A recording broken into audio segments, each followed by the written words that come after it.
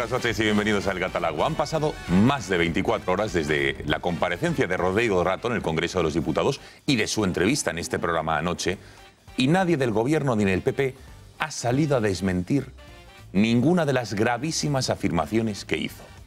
Por ejemplo, una de las más importantes. Aseguró que el gobierno alemán le dijo a España que no podía pedir un rescate completo. Año 2012. España, después de la herencia de Zapatero, nefasta, necesitaba un rescate. Alemania se lo negó a España y le dijo que solo podían pedir el bancario. En diciembre del 2012, el actual ministro de Hacienda, el señor Cristóbal Montoro, se reúne con los comentaristas internacionales y les dice, en una reunión que en principio era off the record, pero que uno de ellos no lo respetó, que el gobierno alemán no le había dicho claramente al gobierno español que no podían pedir un rescate completo. Por lo tanto, el gobierno era muy consciente de sus problemas, ¿no? Pero vamos, la afirmación del ministro de Hacienda a los corresponsales extranjeros es un hecho, ¿no? Pero eso no quiere decir que el gobierno lo pidiese. Una cosa es que pidiesen información. No, yo no he dicho que lo pidiese. He dicho que era el único que les ofrecía. El único rescate posible, el bancario, sí. Bueno, estas afirmaciones chocan de lleno, sin lugar a dudas, con lo asegurado por el gobierno de Rajoy en el año 2012, en el 13, en el 14 y hasta en 2015, en las que sacaron pecho por haber evitado el rescate de nuestro país. Escuchen al presidente. Para mí, haber evitado el rescate creo que fue un acierto. Sinceramente, creo que fue un acierto. Si no, podíamos estar ahora, como hay algún que otro país en la Unión Europea, donde le obligan, por ejemplo, a bajar las pensiones el 10%, o a subir el IVA de los restaurantes al 23%. En su entrevista en El Gato, Rodrigo Rato dejó algunos otros titulares que a estas horas de la noche, insisto, nadie del gobierno ha desmentido. Les pongo en situación. Abril de 2015, día de su detención. Van a ver las imágenes de su detención. La policía acude a su casa para proceder al registro, pero antes las cámaras de televisión ya estaban ahí esperando en su domicilio. Esperaban a la comitiva buscando la imagen, esta, la de la detención de Rodrigo Rato. ¿Quién avisó a la prensa? El exministro, no tiene dudas. A mí me dicen los medios que les avisaron de Moncloa, del entorno de la vicepresidenta, pero no lo puedo saber porque yo no lo he podido constatar, pero alguien les avisó. Desde luego yo no les avisé porque yo no sabía que me iban a detener y nadie de mi entorno lo sabía, aparte que no sería yo el más interesado, ¿no? Los tejemanejes de la vicepresidenta Soraya Sáenz de Santamaría con la prensa amiga, sobre todo con La Sexta, son conocidos por todos. Pero filtrar a los medios de comunicación unos registros policiales que se van a producir, una detención de un ex vicepresidente de nuestro país, es un auténtico escándalo. Lo que dijo Rato puede ser cierto o puede no serlo. De serlo, el gobierno debería dar explicaciones y debería además haber responsabilidades políticas. De no ser verdad, deberían desmentirlo. El silencio es lo que no es comprensible ni admisible. Y ya les digo, 24 horas después de esa entrevista, porque fue la primera, no como otros medios han dicho esta mañana, la primera de Rato, después de 7 años de silencio, fue anoche en El Gato. Hablaremos de por qué el gobierno, el PP, no dicen nada de las graves palabras de Rodrigo Rato. Más asuntos, porque esta mañana ha comparecido en el Congreso otro exministro de Economía del gobierno de nuestro país, el titular de esta cartera en el Ejecutivo de José Luis Rodríguez Zapatero, Pedro Solbes, el que heredó la mejor España económicamente hablando de la democracia y el que nos llevó a la crisis, el que negaba que estuviéramos junto al presidente en esa palabra crisis que parecía que por aquel entonces, 2007-2008, diese urticaria pronunciar esa palabra.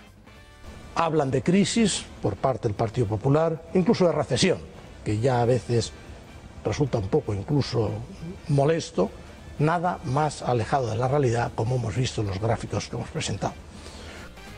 Hoy en el Congreso, 10 años después de negar que estábamos en crisis, ha reconocido que se equivocó al hacer esas afirmaciones o esas negaciones y ha culpado a su jefe, a Zapatero. Mis críticas públicas sobre el exceso de viviendas iniciadas o lo inadecuado de las hipotecas a 40 años, todo caía en saco roto. Y en cuanto a los 400 euros, fue una decisión de campaña electoral. Es verdad que yo hubiera preferido reservar esos recursos por si la crisis se complicaba. debíamos haber sido más valientes en entrar en el tema de la gobernanza de las cajas. No sé si hubiera sido posible.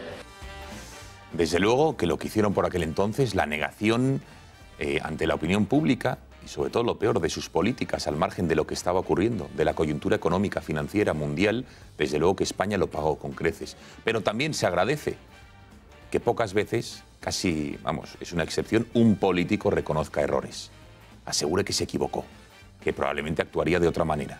Y desde luego esto es algo inédito en la clase política de nuestro país.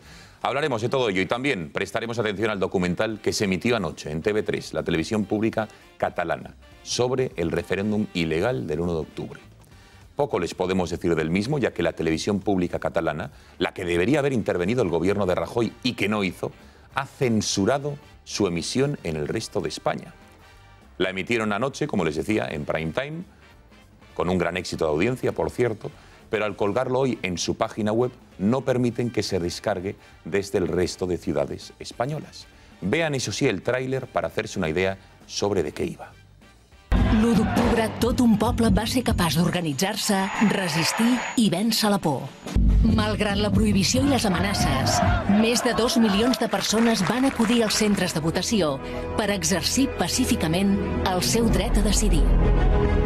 El relat de la defensa pacífica d'aquests centres és el que ens proposa la productora que va fer Les cloaques d'Interior. 1 d'octubre, sense ficció, a TV3, dimarts a la nit.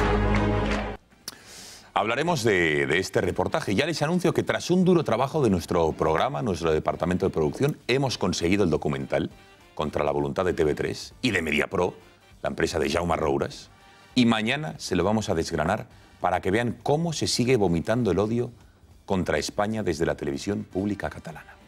Les presento sin más dilación a los invitados que nos acompañan esta noche. Está con nosotros José Luis Roig, a quien ya saludamos. Roig, buenas noches. Buenas noches, Gonzalo. ¿Qué tal? Veo que te han sentado bien las Navidades, ¿no? Sí, demasiado bien, pero bueno, tenemos todo un año para adelgazar un poco. Ah, no lo decía por eso, digo, por el tono, por el color, por la actitud. No, hombre, no, Roig, por Dios, usted siempre tiene ese perfil, esa forma física espléndida, sí. Muchas gracias. Bueno, gracias por estar con nosotros. Iván Espinosa Los Monteros, muy buenas. Muy buenas tardes, buenas noches y feliz año. Gracias nos habíamos visto este año todavía. De fútbol ni hablamos, ¿no? Mejor, vamos a dejarlo de otras ahí, cosas podemos hablar. Fenomenal, vamos a dejarla ahí, Iván. También está con nosotros Fernando Valls, a quien ya saludamos. Fernando, buenas noches. Buenas noches y enhorabuena por esa magnífica entrevista de anoche, que ha sido el comentario de la profesión hoy. Muchas gracias, desde luego una interesante noticia, sobre todo que el exministro, después de esa jornada, casi 5 horas declarando en el Congreso, estaba muy cansado, con lo cual vuelvo a agradecerle en nombre de este medio de comunicación que se prestase a venir en la noche de ayer. Gracias, Fernando. María Jamardo, muy buenas. Buenas noches. Feliz año. Igualmente. ¿Todo bien? ¿Todo bien? ¿Con ganas? Fenomenal, sí. Bien. Y Jordi Cañas, recién llegado de Barcelona. ¿Cómo estamos? Buenas noches. Buenas noches, ¿cómo estás? Muy bien, ¿y tú? Fantástico. ¿A ti te han sentado bien las Navidades? Bueno, bien en el sentido que no el de Roig, pero sí me han sentado bien porque he engordado un par de kilos, pues me ha sentado fenomenal. Te han sentado bien, ¿no? En cambio a ti no te han sentado... No viste el documental regular. anoche, ¿no? No lo quise ver. No lo quisiste ver. No, yo hacía mucho tiempo... Yo en mi casa sí que tengo sintonizado TV3. Muchísimos hogares catalanes no la tienen sintonizada. Pero yo llego a un punto de que no quiero que se me inocule más bilis nacionalista en el cerebro. Tengo un límite ya. 36% de share anoche. Más de 1 millón y pico de catalanes lo vieron. Bueno, casi 2 millones de catalanes han votado partidos independentistas y casi 2 millones de catalanes, porque las cifras son inexactas, porque no hubo un censo adecuado y no fue una votación legal, pero es cierto, sí, hay muchísimos catalanes que están en esta situación, por lo tanto... Bueno, gracias a los 5 por estar con nosotros. Les recuerdo someramente cómo pueden participar en el programa. Ya lo saben, enviando sus opiniones, mensajes o críticas a nuestro número de WhatsApp, al 670 03 45 43, 670 03 45 43. Y los vamos a ir publicando en directo durante el programa. También lo pueden hacer a través de Twitter, en nuestra cuenta, @gato_directo. Van a ver ahí los comentarios y también pueden interactuar con nosotros. Y a su vez lo pueden hacer en nuestro canal de YouTube, Intereconomía Tube, donde pueden ver el programa en directo. También pueden comentarlo y si tienen cosas que hacer esta noche, mejores que ver El Gato, pues mañana pueden ver el programa en su integridad o los mejores momentos. Además, les recuerdo que pueden votar quién quieren ustedes que se lleve el Gato al agua, este preciado trofeo que tengo encima de la mesa. Lo pueden hacer, como siempre, a través de YouTube. Se descargan la aplicación en su teléfono móvil, se meten en nuestra cuenta Intereconomía Tube y pueden votar en directo y ver cómo van las votaciones. Por cierto, a Fernando Valls, a María Jamardo, a José Luis Roig, a Iván Espinosa Los Monteros o a Jordi Cañas. Por cierto, pueden votar al comienzo por uno y si a lo mejor les está gustando otro, pueden ir cambiando en directo su voto. Ya les digo que María Jamardo se suele votar a ella misma, con lo cual ya cuenta con un voto afirmado. No, solo se puede votar una vez, con lo cual... No, porque yo tengo varios terminales. Vale, pues entonces sí. Bueno, señores, tiempo ya de presentarles. Hoy no tenemos vino, hoy tenemos algo mejor, que es un cava. Este fantástico cava Jaume Serra, que nuestras enólogas lo han calificado, lo han catado de la siguiente manera. Vean.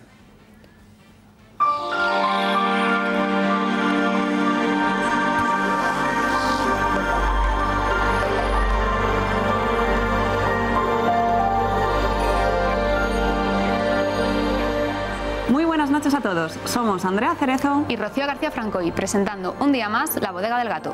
Esta noche tenemos la suerte de tener con nosotros a Eva Vicente, enóloga del Grupo García Carrión. Buenas noches. Buenas noches, chicas. Bienvenida, Eva. Muchas gracias. Esta noche Eva va a hablarnos de la bodega Jaume Serra, perteneciente a la denominación de origen Cava. Eva, ¿qué podrías contarnos sobre esta bodega? ¿Qué la hace especial? Pues una de las cosas más importantes de esta bodega es una bodega histórica de una masía de fortaleza del siglo XVII que ha sido utilizada por los payeses de los alrededores para protegerse de los piratas que atacaban la zona.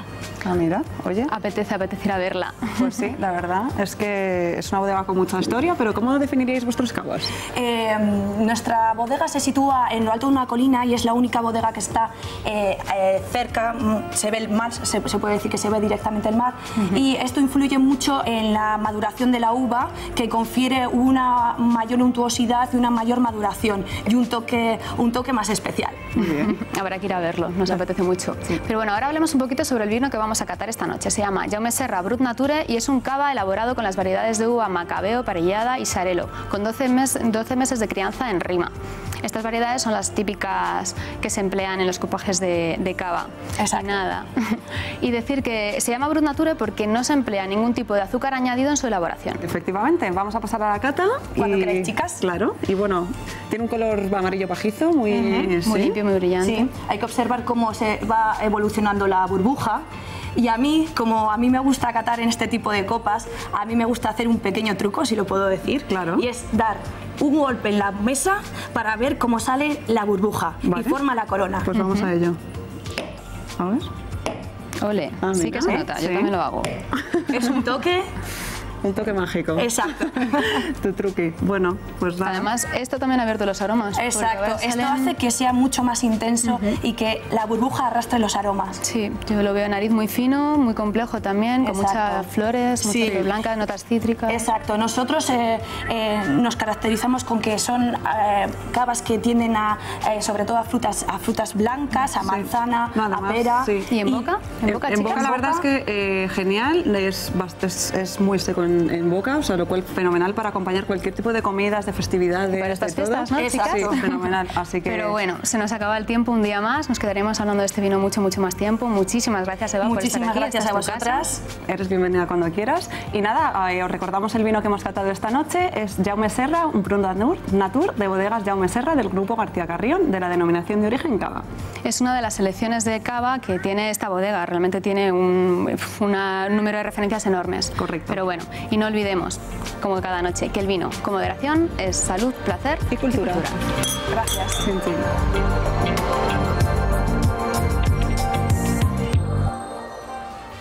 Bueno, yo lo he probado y a mí que me gusta mucho el cava, ya les puedo decir que está espectacular. Cava Jaume Serra. ¿Qué tal, señores? ¿Os ha gustado? Roig, tú que eres muy de cava, ¿te ha gustado? Sí, me ha gustado y además Jaume Serra es una marca ya con mucho prestigio y además es garantía de calidad en ese sentido. Y me ha gustado, sobre todo este. Vamos, no lo conocía otros modelos, pero este sí. Incluso la temperatura me parece que está... Sí, la temperatura sí, la verdad es que está muy bien. Debemos agradecer a nuestro productor que siempre está muy atento a este tipo de cosas. Cuanto más frío, mejor el cava, ¿no? Por eso, como ahora, está estupendo. Jordi, ¿te ha gustado? Me ha gustado mucho y aparte yo creo que es muy buena iniciativa la de que se publicite el cava, porque es un producto español, catalán, y todos los españoles tenemos, a los que les guste el cava, no tienen por qué prescindir de ver cavas catalanes que son formidables, como lo son los del resto de España. Total. Pero los cavas catalanes hay que potenciarlos. Iván, ¿qué tal que te veo moviendo? ¿Te ha gustado? Me ha gustado, y lo mismo que dice Jordi, producto español, hay que consumirlo, salvo que haya razones muy poderosas para no hacerlo, así que yo encantado con este cava español y catalán. María, ¿bien? Luego lo pruebo, todavía lo he dejado ahí. Reposar. Fernando. Bien, a mí me ha gustado, además, muy suave, muy bueno. Sí. Qué bien, pues nada, brindaremos con Jaume Serra. Hacemos una brevísima pausa de publicidad mientras nosotros brindamos, claro que sí, por este 2018 y regresamos aquí en el Al Gat al Agua. Hasta ahora.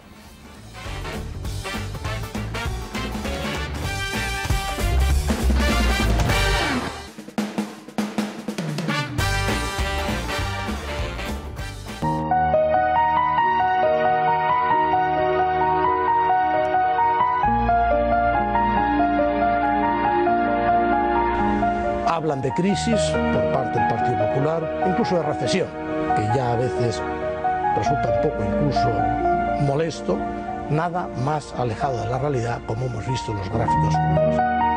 Nosotros no hemos negado nunca la crisis.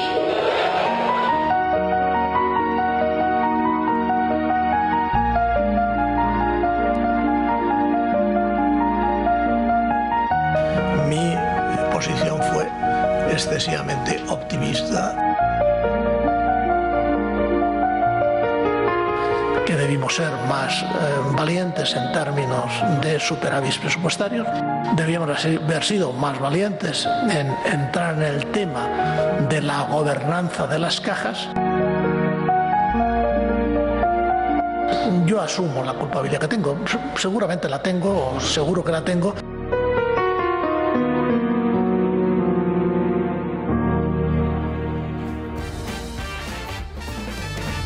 Comparecencia de Pedro Solbes hoy en el Congreso de los Diputados. No les va a defraudar, ¿eh? Ayer era Rodrigo Rato, desde luego no ha estado a la altura, por lo menos en lo que ha revelado, lo que dijo ayer el exministro, pero hoy Pedro Solbes sí que digamos que casi ha pedido disculpas por lo que ocurrió en el año 2007, 2008 y 2009, por la gestión que tanto él como Zapatero hicieron de la crisis, de todos los warnings, las advertencias que nos llegaban del resto del mundo, de la crisis financiera, de los subprime. Negaron la crisis ante la opinión pública y lo peor, que sus políticas fueron en contra de todos los indicios que estaban llegando. Hablaremos de todo ello, de lo que ha dicho y de lo que ocurrió en aquellos años, que recordarán. Pero antes, vámonos hasta Cataluña, porque una vez más, esta mañana nos despertábamos con una fotografía de Carles Puigdemont, el expresidente de la Generalitat, el expresidente huido en Bruselas, con la líder de Esquerra Republicana, con Marta Rovira, en Bruselas, en la que el expresidente decía en el texto en Instagram las siguientes palabras, no sé si las podemos ver, camino hacia la República, y colgaba esta foto, y los del PDeCAT, el partido de Puigdemont, o lo que queda de él, ya filtraban que había un acuerdo casi completo para formar la mesa del Parlamento, la presidencia del Parlamento catalán, y de cara a la investidura. Y ese acuerdo, supuestamente, incluiría la investidura telemática, digamos, o también con representantes o leída de Carles Puigdemont desde Bruselas. Horas después, Esquerra negaba este extremo y afirmaba que no, que solo hay un acuerdo para formar la mesa del Parlamento. Vamos a ver cómo han sido esas horas en el siguiente informe.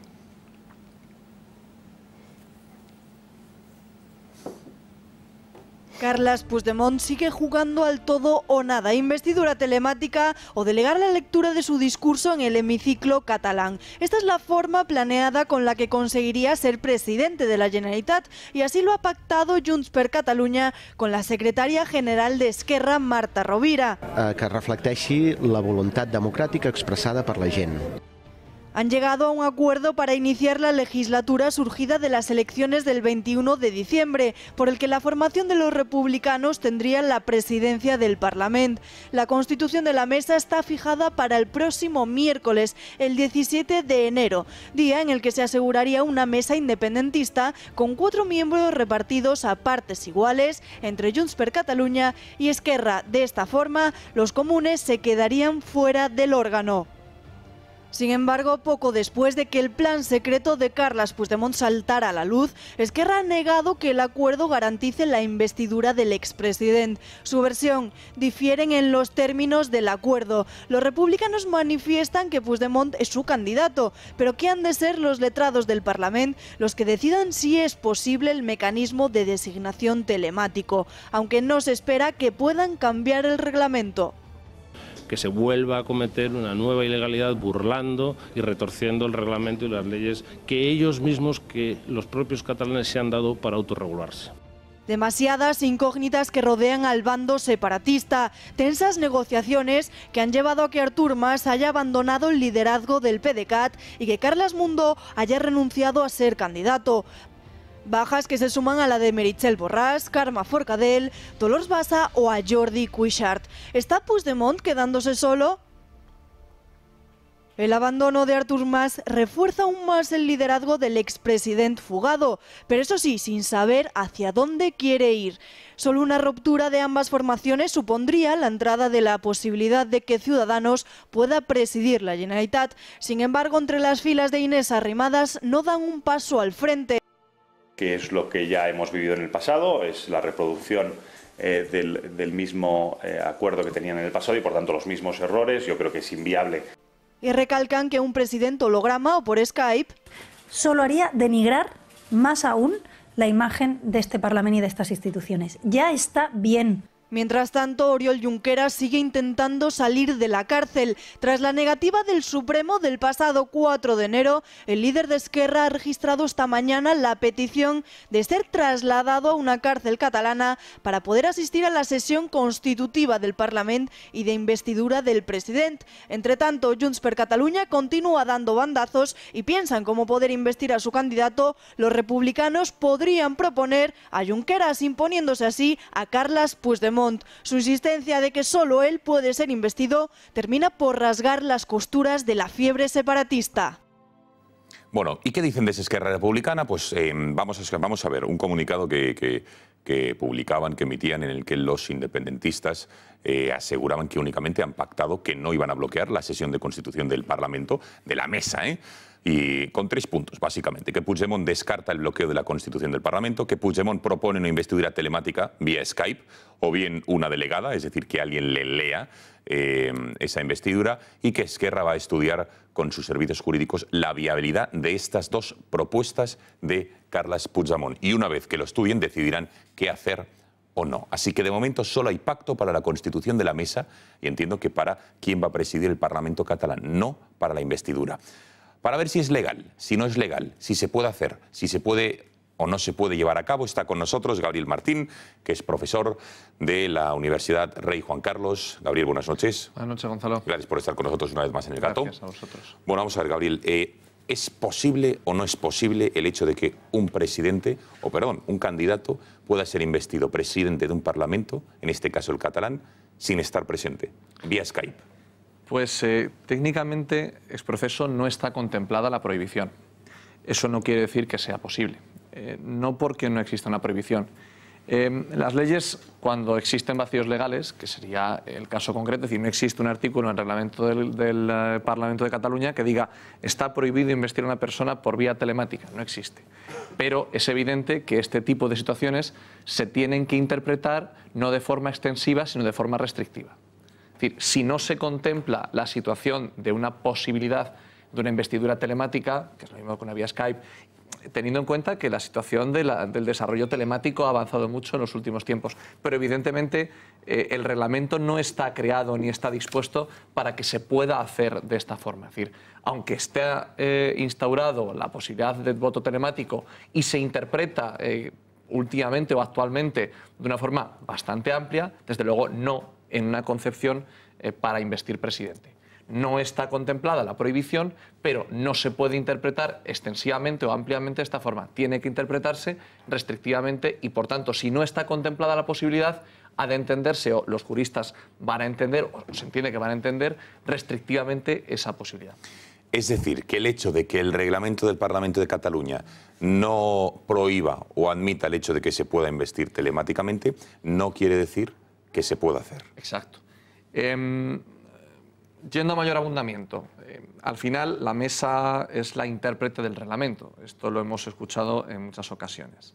Pero aquí va a pasar una cuestión también que ya se está comentando, y es que los letrados de la Cámara han indicado o ya han anunciado que van a estudiar la posibilidad mutuo propio de si esta posibilidad se permite o no se permite. Incluso Esquerra también ha comentado que va a esperar a esa resolución de los letrados del Parlamento, cosa que es curiosa porque parece que hasta ahora poco caso habían hecho a las resoluciones de los letrados del Parlamento de Cataluña, parece que ahora les interesa esperar al menos qué va a pasar.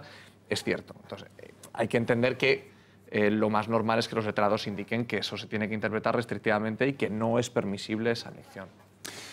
Vamos a hacer una brevísima pausa de publicidad y vamos a seguir analizando con Gabriel Martín qué es lo que el resto de miembros de la mesa, qué puede pasar en Cataluña, esa investidura telemática, no, todos los frentes abiertos, interesante debate, y después toda la resaca de la entrevista que tuvimos anoche en el Catalagua, que no es poca. Hasta ahora.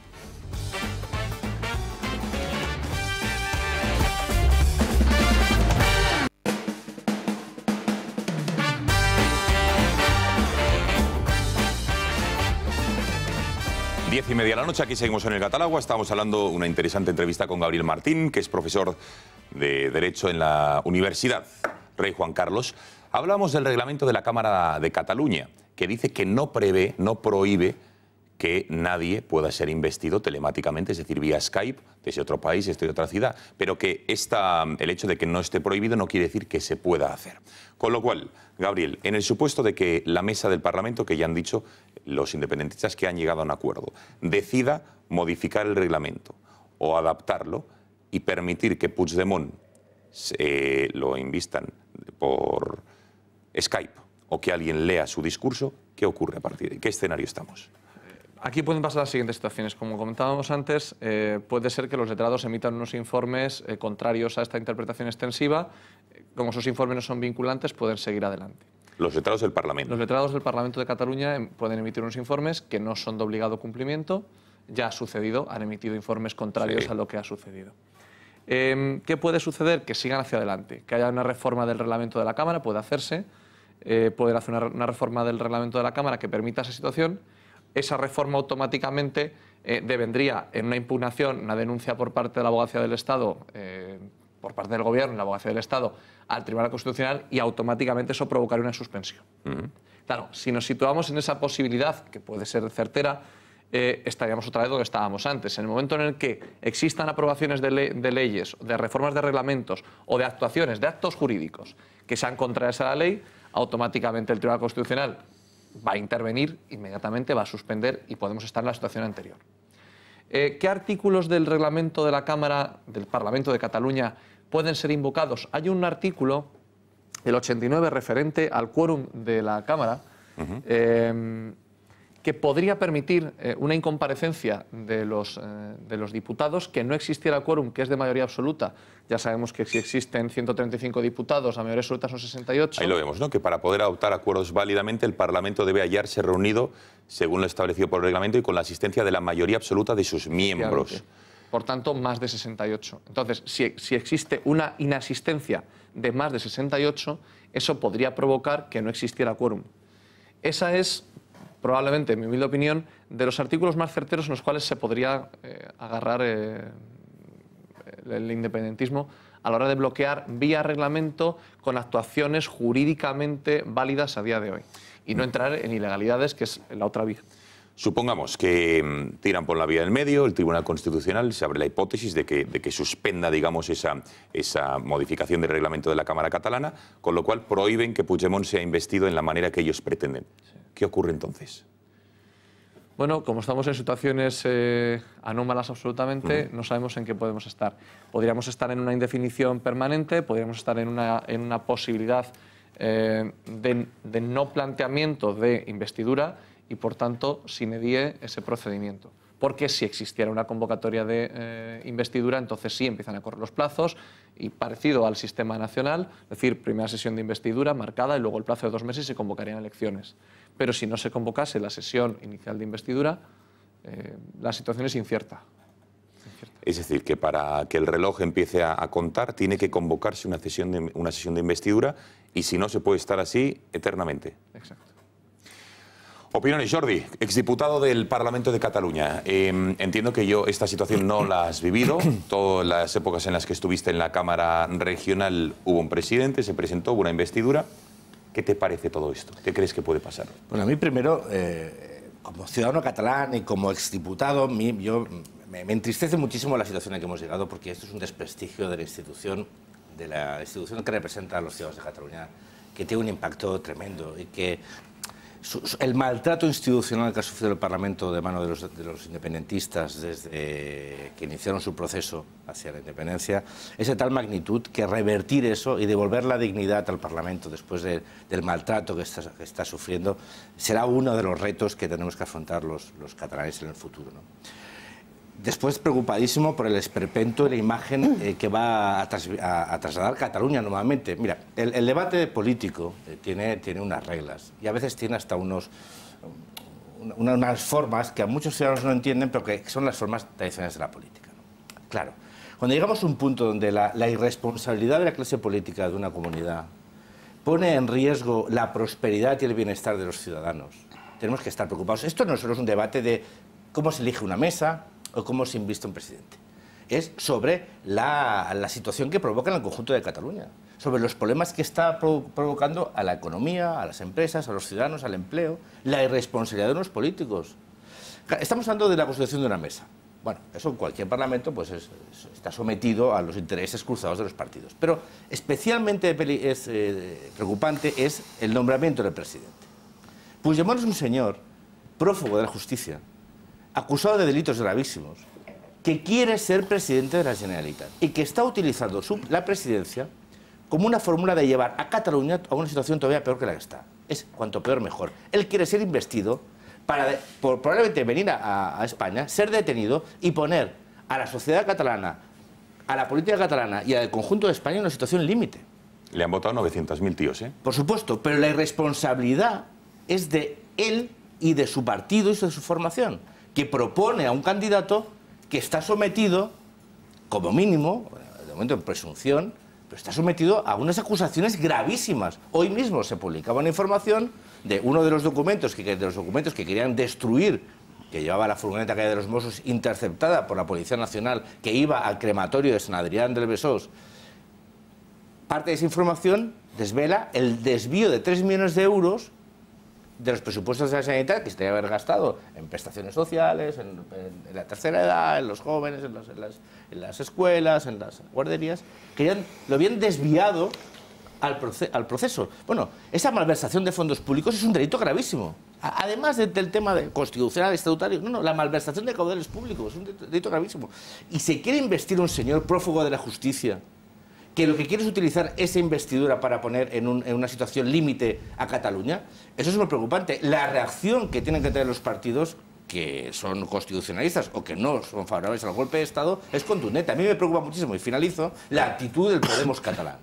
El Podemos catalán va a entregar la mesa del Parlamento a unos partidos, las formaciones golpistas, cuyos principales dirigentes están detenidos o prófugos de la justicia por intentar un golpe de Estado. Podemos va a entregar la institución, el manejo de la institución va a permitir que haya una mayoría independentista que utilizó el Parlamento para dar un golpe de Estado. Eso lo va a hacer Podemos. Y tenemos la sospecha de que Podemos puede colaborar a la investidura de Puigdemont. Eso hay que decirlo alto y claro. María. Hombre, yo creo que ya estuvo en manos de esa gente y que la situación límite llega incluso antes de que se produzcan las elecciones del 21 de diciembre, ¿no? O sea, yo creo que nos deberíamos parar a hacer un análisis exhaustivo de conciencia con respecto a qué estamos haciendo, porque si nos vamos al auto de la semana pasada que confirma la prisión provisional para Junqueras, el Tribunal Supremo arroja una luz que a mí me parece muy interesante y que quizás a lo mejor deberíamos focalizar ahí el debate a futuro para resolver estas circunstancias en las que nos encontramos otra vez en tablas. Porque yo tengo la sensación de encontrarme en una partida de ajedrez en la que volvemos al statu quo anterior a que se celebraran las elecciones del 21D y el 1 de octubre, etc., etc., ¿no? O sea, una situación en la que nos estamos planteando si una mesa de un Parlamento puede tomar decisiones de modificar de urgencia una serie de normativas o tomar una serie de decisiones administrativas para aprobar leyes de desconexión de manera urgente, ¿no? Entonces, cuando analizamos el auto del Tribunal Supremo de Junqueras, lo dice claro. Dice, aquí no se está juzgando, ni acusando, ni investigando a este señor y al resto, ni por tener ideas independentistas, ni siquiera porque esas ideas sean finalistas, es decir, que su objetivo último sea conseguir esa independencia y esa desconexión, sino por ejercer una serie de actos determinados, una forma muy concreta de materializarlos, que es la vía unilateral. Entonces, si descartamos esa vía unilateral, que es lo que se les está pidiendo, nadie les ha pedido a estos señores, y ahí pongo la luz, ¿no?, y el foco del debate, que renuncien a esas ideas, ni que el que las tengan o el que con esas ideas concurran con programas electorales, porque claro, la gente nos está viendo y dice, ¿cómo es posible que se presenten estos señores que están en prisión provisional, algunos fugados de la justicia por delitos muy graves, como los que acabas de enumerar tú, que puedan concurrir a unas elecciones y que la Junta Electoral admita y valide los programas con los que se presentan? Porque el programa de RC no hay más que leerlo para ver que vuelven a insistir en esa unilateralidad o en esos mecanismos como los Diplocat, etc., etc., que han usado en el pasado para intentar materializar ese objetivo. Entonces, ¿dónde realmente tenemos que poner ese límite? O sea, ¿ahora que estamos con el debate reglamentario de si podemos investir, no, o antes de? Venga, Roch. En fin, sí, yo la sensación de déjà vu de antes del 21 de diciembre la sigo teniendo. O sea, no ha servido de mucho todo esto. Y seguimos empantanados. Y seguimos con la misma historia desde aquí y desde ahí. También desde el punto de vista independentista yo creo que también están en esa frustración. Porque tampoco ven... A mí lo que me sorprende es que ellos no se den cuenta de todo este engaño que hay en todo esto. Es decir, que hacia dónde va la situación realmente. Es que tendríamos que plantearnos... Una cosa, ya no es un tour de force a ver quién gana, quién no gana. Es decir, ¿qué vamos a hacer con esto? ¿Qué puede suceder realmente? Y creo que hay... Lo que pasa es que como esto se mueven los sentimientos, hay mucha gente, no quizá 2 millones, pero medio millón largo, de gente que emocionalmente ha desconectado de España, siente el odio a España, los que vieron el vídeo quizá ayer, pues todos estos, y esos están ahí anclados y cualquier cosa que sea combativa contra España les gusta, les va. O sea, ya se ha montado el espíritu de vida de vivir, existir, luchando contra España constantemente. Y esto de Puigdemont, que es un disparate. O sea, que alguien que quiera gobernar Cataluña desde Bruselas, pues, en fin, es un disparate. Es decir, no lo recoge en el reglamento porque ya es un disparate. No solo porque no existieran las nuevas tecnologías, sino porque nadie dice, no, vamos a prohibir que desde Londres se pueda gobernar. O sea, creo que si no tendrías que hacer un reglamento que sería como la enciclopedia británica, si tuvieras que prohibir todas las absurdeces. Pero bueno, ¿por qué se juega esto? Habrá que hacerlo. Porque hay mucha gente que le va ese absurdo, este rollo de luchar contra la situación. En vez de decir, bueno, vamos a construir una Cataluña, en fin, próspera y con futuro dentro de la Unión Europea y dentro de España, que equivale a lo mismo. Es decir, yo soy catalán y a mí el hecho de pertenecer a Europa no me molesta y el hecho de pertenecer a España puede ser lo mismo, tampoco me molesta. Lo que me molesta es que no haya prosperidad en mi tierra, que no haya, en fin, libertades absolutas, que no haya bienestar y cosas de estas. O sea, que creo que estamos arrastrando mucha locura. Durante un tiempo, esos meses en fin, que si jugábamos a la independencia y tal, pues vale, nos tomamos esa libertad.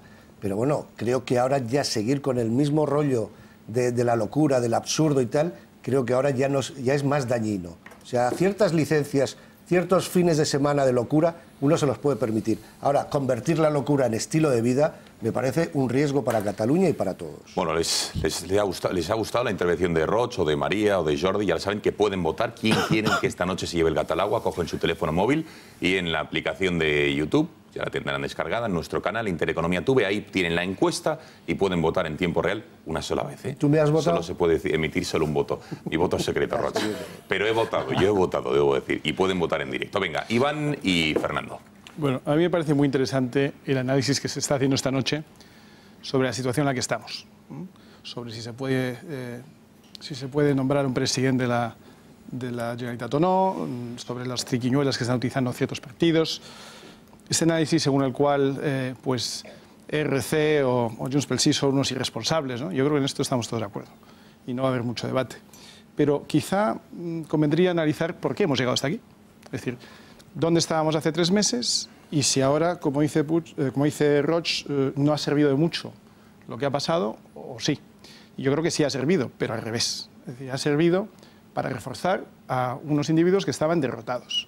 Ha servido para darle la vuelta a un proceso en el que la calle estaba ganando a los políticos separatistas. A pesar, por cierto, de muchos políticos, de muchos políticos del bloque constitucional que no querían ver a la gente a la calle y que cuando la vieron les decían que no gritaran ciertas cosas, como las turbas de la Revolución Francesa.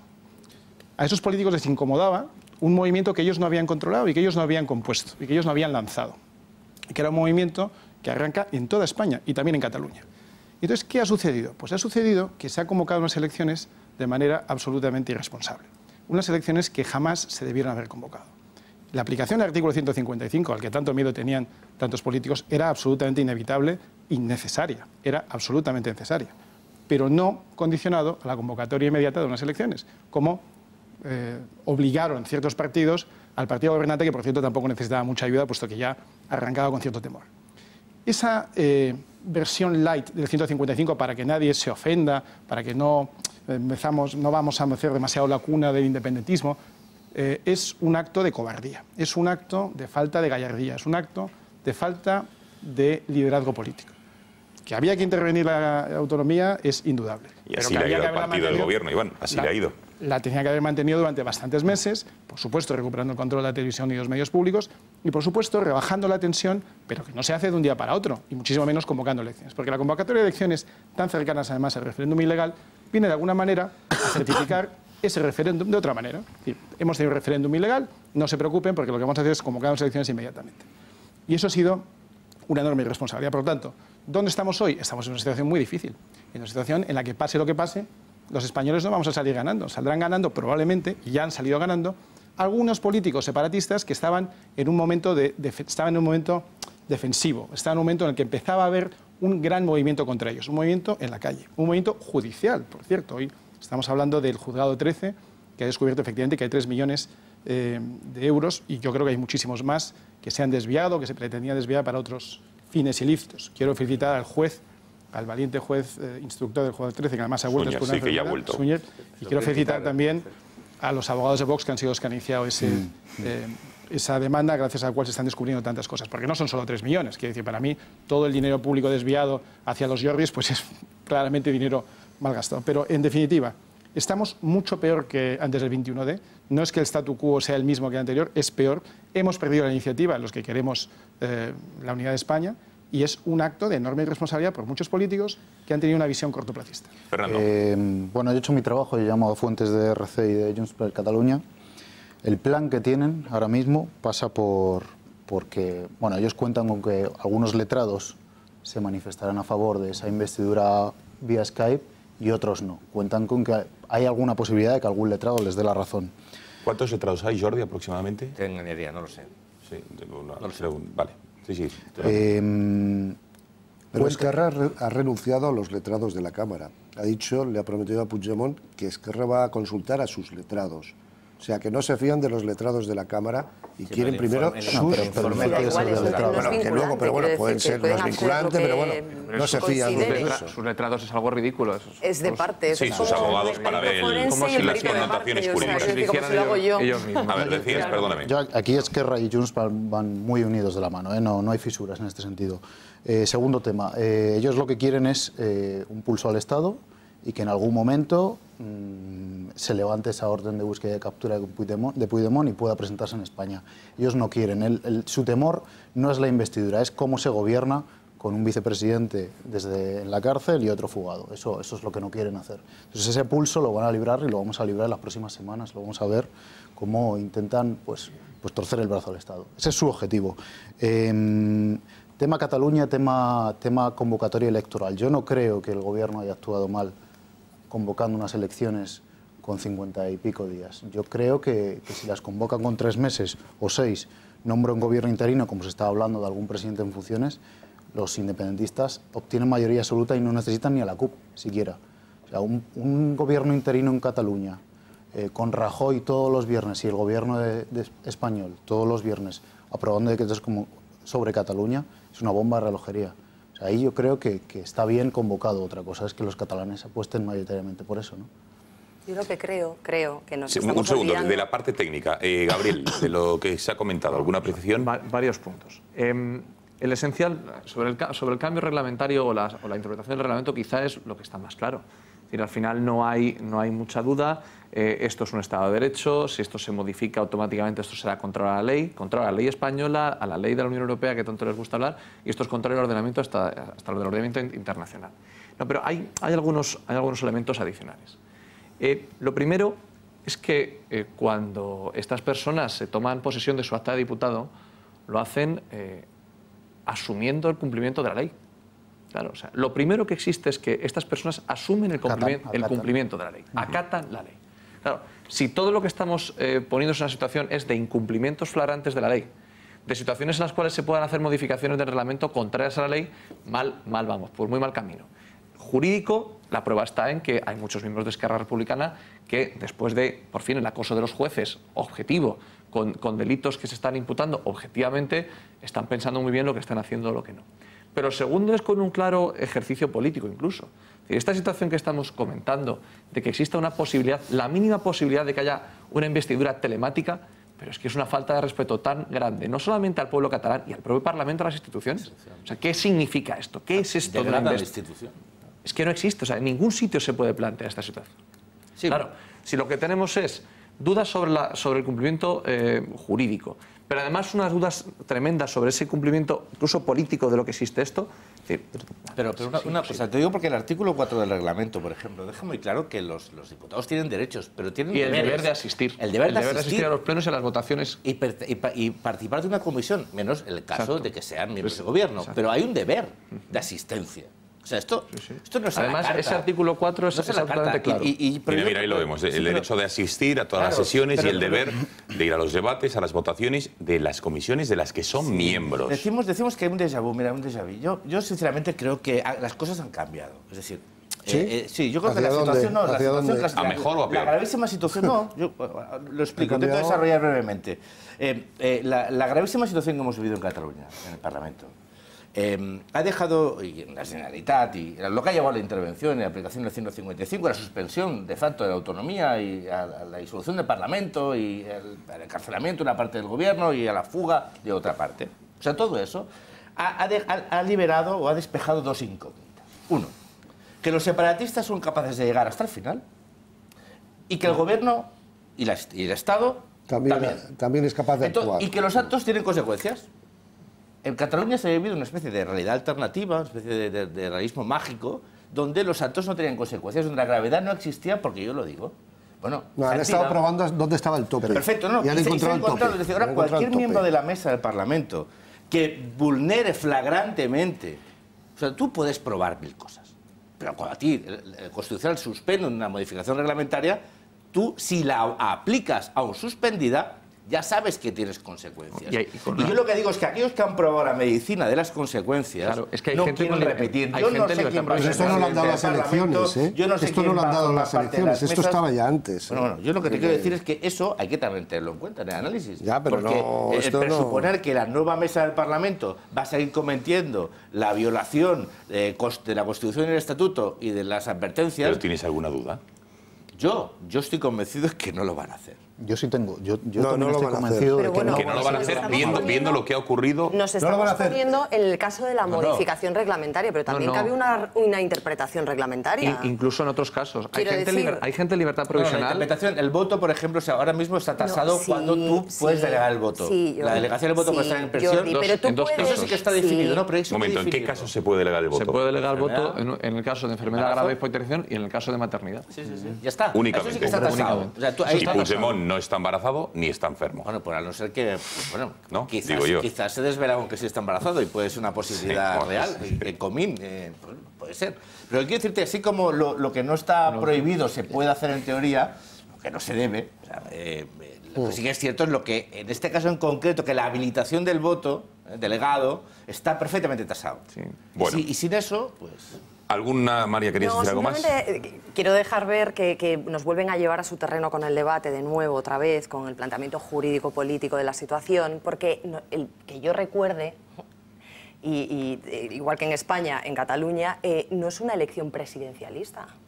Es decir, el señor Puigdemont no está obligado a ser presidente de la Generalitat, ¿no? Es decir, porque si fuera presidencialista, la presidenta sería Inés Arrimadas.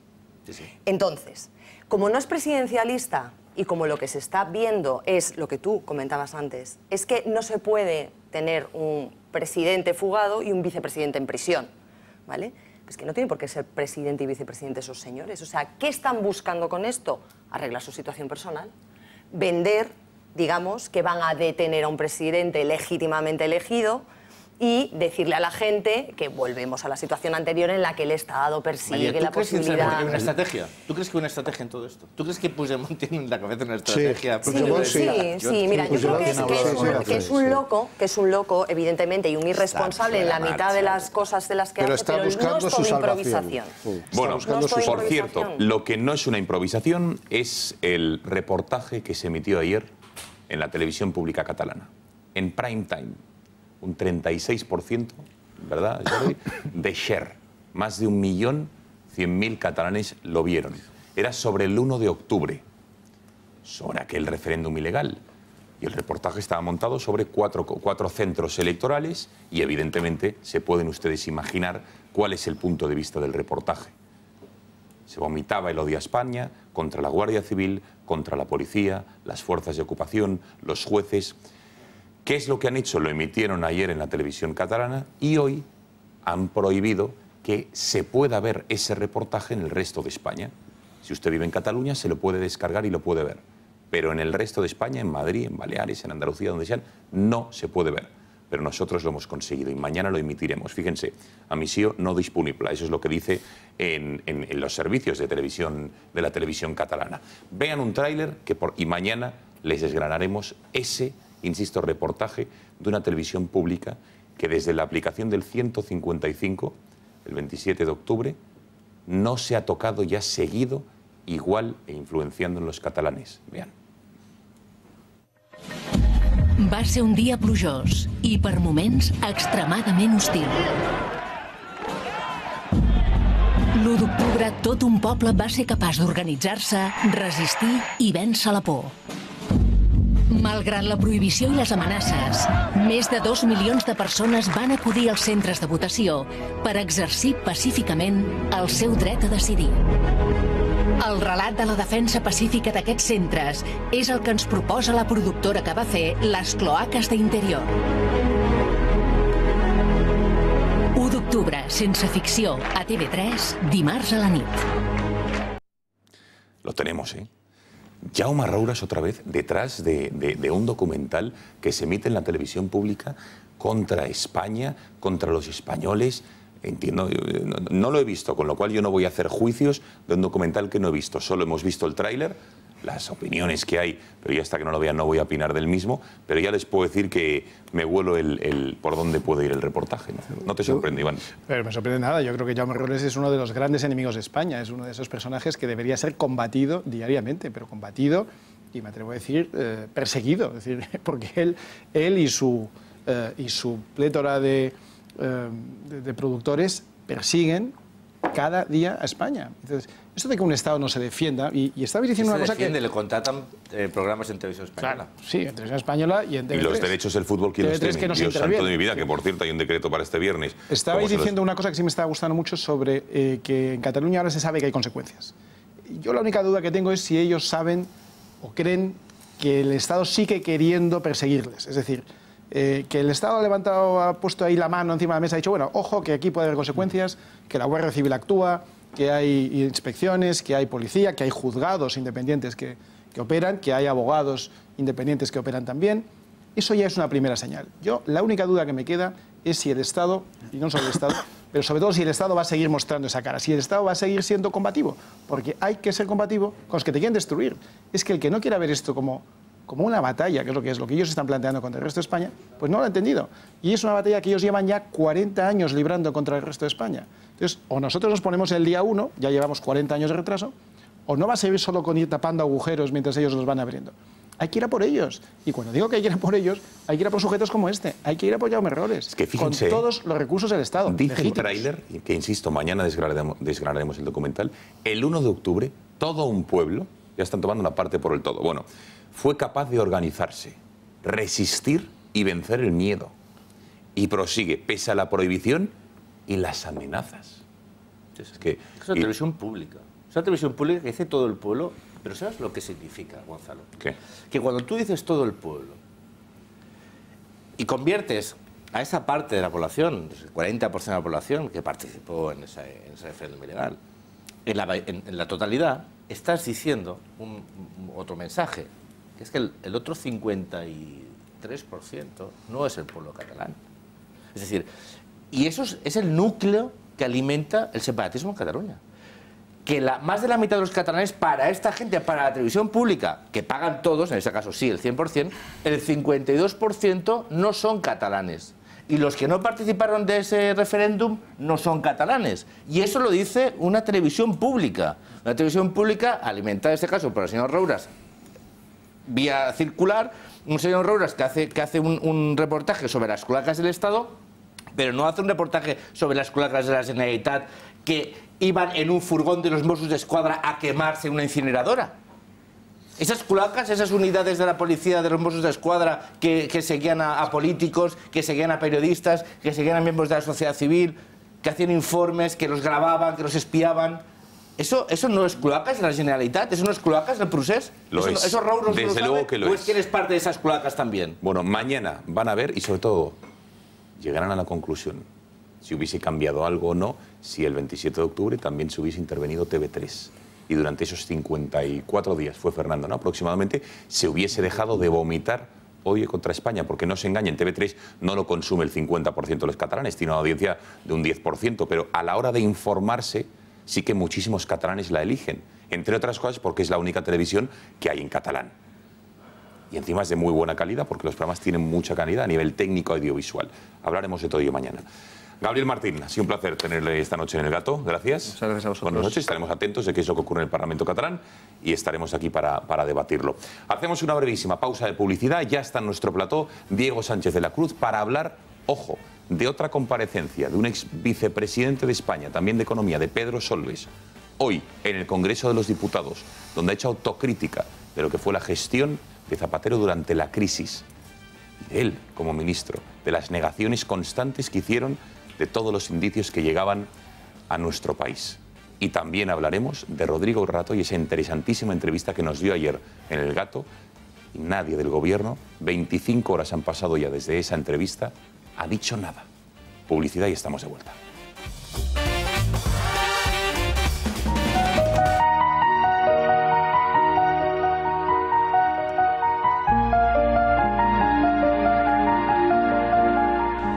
Hablan de crisis por parte del Partido Popular, incluso de recesión, que ya a veces resulta un poco incluso molesto, nada más alejado de la realidad, como hemos visto en los gráficos.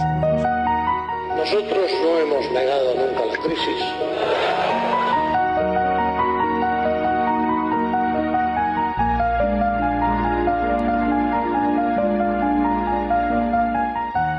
Mi posición fue excesivamente optimista, que debimos ser más valientes en términos de superávit presupuestarios, debíamos haber sido más valientes en entrar en el tema de la gobernanza de las cajas. Yo asumo la culpabilidad que tengo, seguramente la tengo, o seguro que la tengo.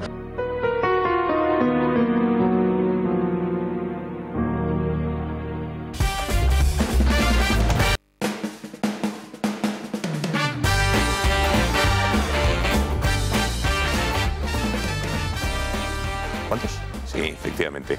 Bueno, aquí seguimos en El Gato al Agua. Pasan 4 minutos, casi 5 de las 11 de la noche. Tiempo de hablar de una comparecencia hoy, también en esa comisión que se ha abierto en el Congreso, que veremos si sirve de algo o no. Desde luego, por lo que dijo ayer Rodrigo Rato, ha servido de muchísimo. Hoy, enseguida analizaremos lo que dijo Rato y la entrevista anoche en El Gato. Pero hoy, su sucesor, Pedro Solbes, perdón, no sé qué me pasa hoy con las S. Y antecesor. Y antecesor, cierto es. Pedro Solbes ha comparecido y ha dejado, desde luego, buenos titulares. Ha hablado de la crisis económica del año 2007, 2008, 2009, la que tanto él como José Luis Rodríguez Zapatero negaron hasta la saciedad. y ha hecho una cosa inédita en política, me atrevería a decir, ha reconocido errores, ha reconocido que no se hicieron muchas cosas bien, a su manera, que pequé de optimismo, que no estoy de acuerdo con el cheque bebé de Zapatero, con los 400 euros que se dieron del IRPF, con los planes E, etcétera, etcétera. Y que a lo mejor no se opuso a las propuestas electoralistas de Zapatero con suficiente ahínco. Pero sí que es verdad que ha hecho algo inédito, que es casi pedir disculpas. Vean. Políticas públicas sobre el exceso de viviendas iniciadas o lo inadecuado de las hipotecas a 40 años, todo caía en saco roto. ¿Podría haberse hecho mejor? A la luz de los acontecimientos posteriores sería absurdo responder negativamente a esta pregunta. Hubo claros errores de previsión en el ámbito macro. No fuimos capaces de detectar la fuerte recesión española en 2009. Se aportó por actuaciones en vivienda, reforma en la educación, apoyo a las energías renovables, mejor utilización del agua, etc. Las reformas laborales se dejaron, en mi opinión, excesivamente en manos de los agentes sociales. Era una idea que a mí me pareció ni esa ni la del cheque bebé me gustaron nunca. Nunca. La primera salió por una iniciativa de seguridad social, porque les sobraban dinero según ellos. Y en cuanto a los 400 euros, fue una decisión de campaña electoral en que por un contexto político en el que se produce, pues al final hay que aceptarla, difícil, pero nunca he estado de acuerdo con los 400 euros. Es verdad que yo hubiera preferido reservar esos recursos por si la crisis se complicaba. Debíamos haber sido más valientes en entrar en el tema de la gobernanza de las cajas. No sé si hubiera sido posible. También ha disparado, no solo contra Zapatero, asegurando, y abro comillas, que no se produjo un comportamiento, digamos, racional de empresarios y banqueros en su endeudamiento, acusado a bancos, con aquello de conceder, ¿no?, con el grifo abierto, hipotecas a 40 años, etcétera, etcétera. Diego Sánchez de la Cruz, buenas noches. Buenas noches, feliz año. Igualmente, ¿qué tal te ha ido las vacaciones? Cortas, ¿no? Han sido cortas. Tengo entendido que cortas. Correcto. ¿Las has disfrutado por lo menos? No he podido, han sido muy cortas. Ah, vale, muy bien. Tan cortas que ni hablamos de ellas. Bueno, yo que me alegro. Tú que seguiste y que has hecho informes, reportajes sobre lo que fue la gestión de la crisis que hizo tanto Zapatero como su ministro Solbes del año 7 al 9-10, ¿qué te ha parecido escuchar hoy al exministro y decir lo que ha dicho? Bueno, si repasamos lo que ha sido la trayectoria de Solbes, la verdad es que en cuanto dejó el gobierno empezó a desmarcarse de lo que él mismo había estado firmando viernes tras viernes en los consejos de ministros. Entonces, lo de hoy es básicamente el consolidar una línea moderadamente crítica con lo que fue su propia gestión. Pero claro, no deja de ser paradójico. No deja de ser paradójico porque este es el mismo ministro de Economía que no tomó ninguna medida en los años 2006 y 2007, cuando se deja de reducir el paro en España, y es evidente que vamos hacia un periodo de desaceleración. No toma ninguna medida en 2007-2008, cuando estalla la crisis en Estados Unidos, y desde prácticamente el minuto cero se empieza a constatar que España es uno de los países más afectados en su sistema financiero.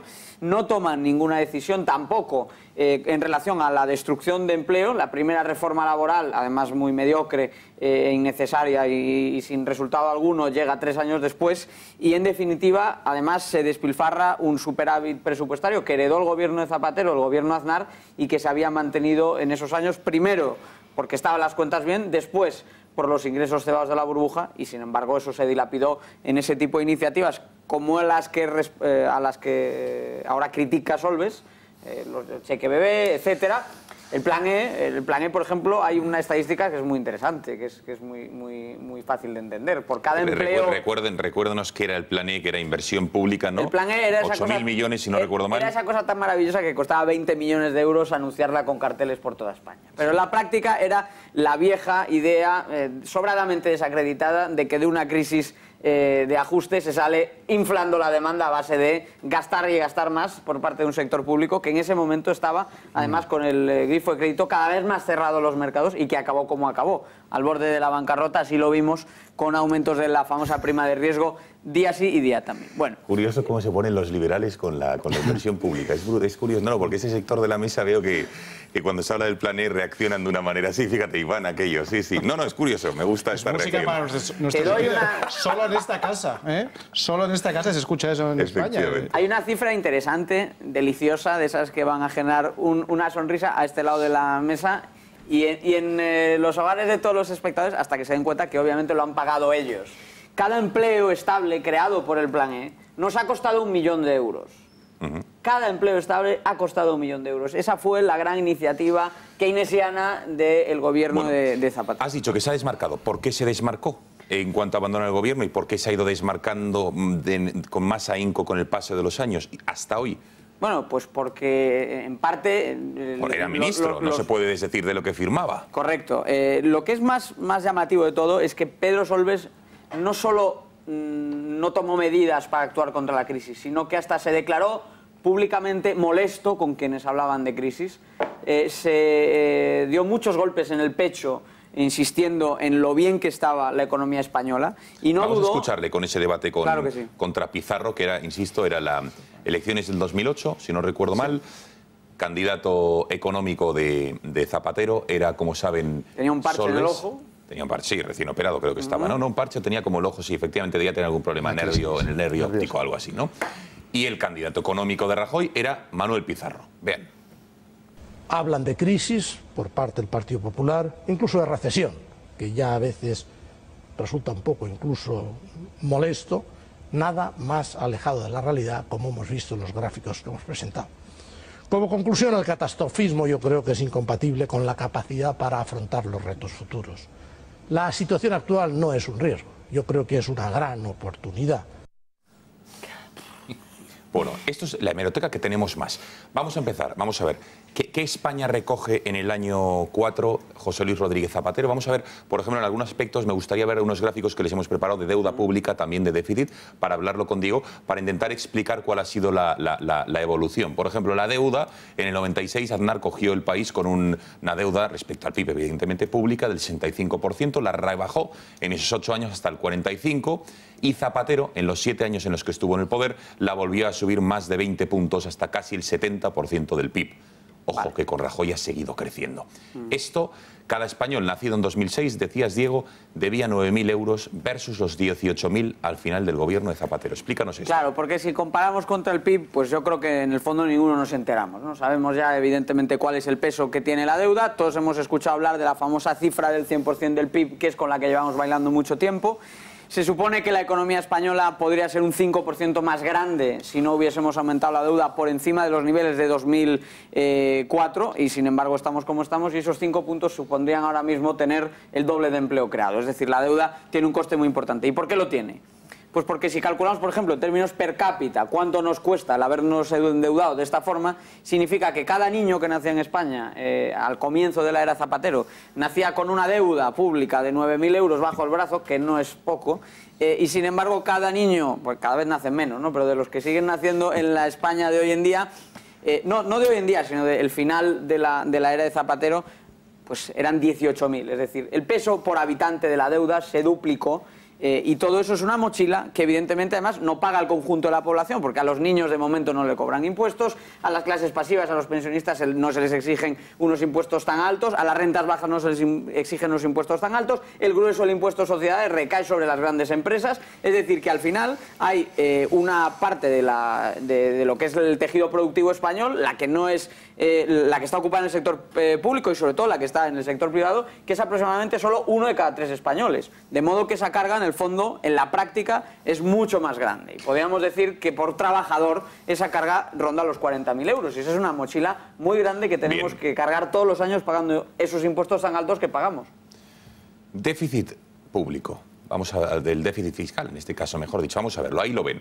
Por ejemplo, en el año 96 estaba en Aznar, de un gobierno socialista, lo volvió a heredar en el 5,37 y lo dejó prácticamente a cero, sin déficit, cuando abandonó el Palacio de la Moncloa. Cuando se va Zapatero, 7 años después, 9,64% de déficit. A día de hoy el gobierno del PP ha conseguido rebajarlo en 5 puntos, efectivamente. Y nos decías, Diego, que el gobierno de Zapatero los déficits acumulados han sido de 350.000 millones de euros y que de media el gobierno gastó 100.000 millones más de lo ingresado durante esos últimos 3 años. Claro, y ¿Esto qué quiere decir? Otro de los problemas, por ejemplo, con el déficit, lo medimos, ahí está medido como se mide según la contabilidad nacional, es decir, comparado con el PIB. Pero nosotros no medimos si llegamos a fin de mes comparado con cómo va la economía. Medimos cómo llegamos a fin de mes comparado con nuestros propios ingresos. Cuando comparamos unos ingresos de aproximadamente 400.000 millones, ahí estamos metiendo en seguridad social, con unos gastos de 500.000 millones, metiendo también la seguridad social, llegamos a que había un desequilibrio en las cuentas públicas de 100.000 millones. Pero no de 100.000 millones un año, sino de 100.000 millones en el año 2008, 100.000 millones en el 2009, 100.000 millones en el 2010.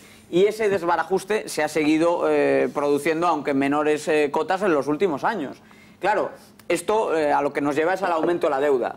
Lo que el día 31 de diciembre es déficit público, el día 1 de enero se convierte en deuda pública. Entonces, todo ese déficit que se iba arrastrando año sí y año también, se convertía al año siguiente en deuda, en una carga que al no haber podido cuadrar las cuentas dentro del ejercicio, nos vamos poniendo en esa mochila cada vez más pesada de la que hablábamos antes, que es la verdadera herencia de Zapatero. Vamos a ver el paro. Perdona, Zapatero, el responsable.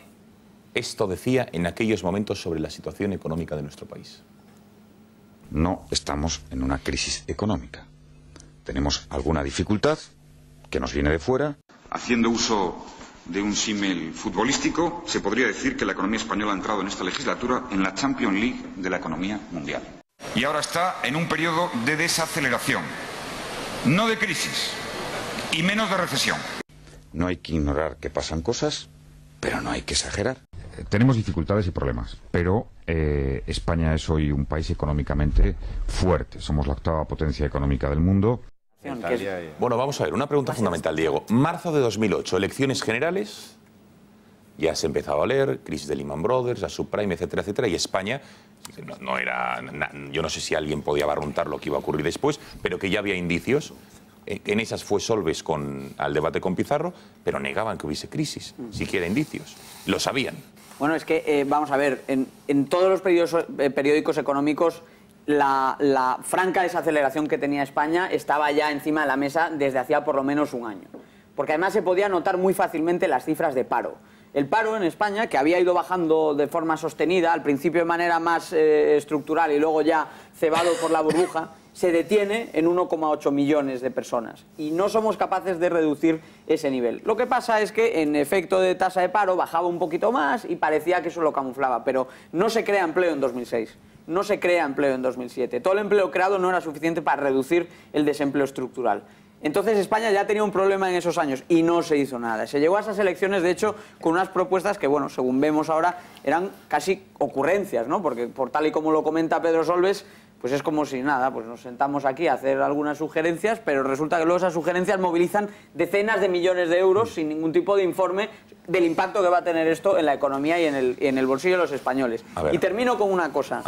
No solo me parece muy grave todos estos mensajes que se dieron en 2007 y en 2008 sobre la no existencia de crisis, me parece tanto o más grave que en el año 2009 se anunció la recuperación y se siguió retrasando la toma de medidas estructurales por tercer año. Los brotes verdes. Correcto, correcto, porque estos brotes verdes ya, y el concepto sobre todo lo machacó Elena Salgado, pero también Pedro Solbes jugó a esta idea de la recuperación, Zapatero la cultivó y al final, para muchos españoles, de repente, pues parecía que Zapatero un día se había despertado y había decidido pues tomar unas medidas muy drásticas, como son las que se anunciaron en mayo de 2010.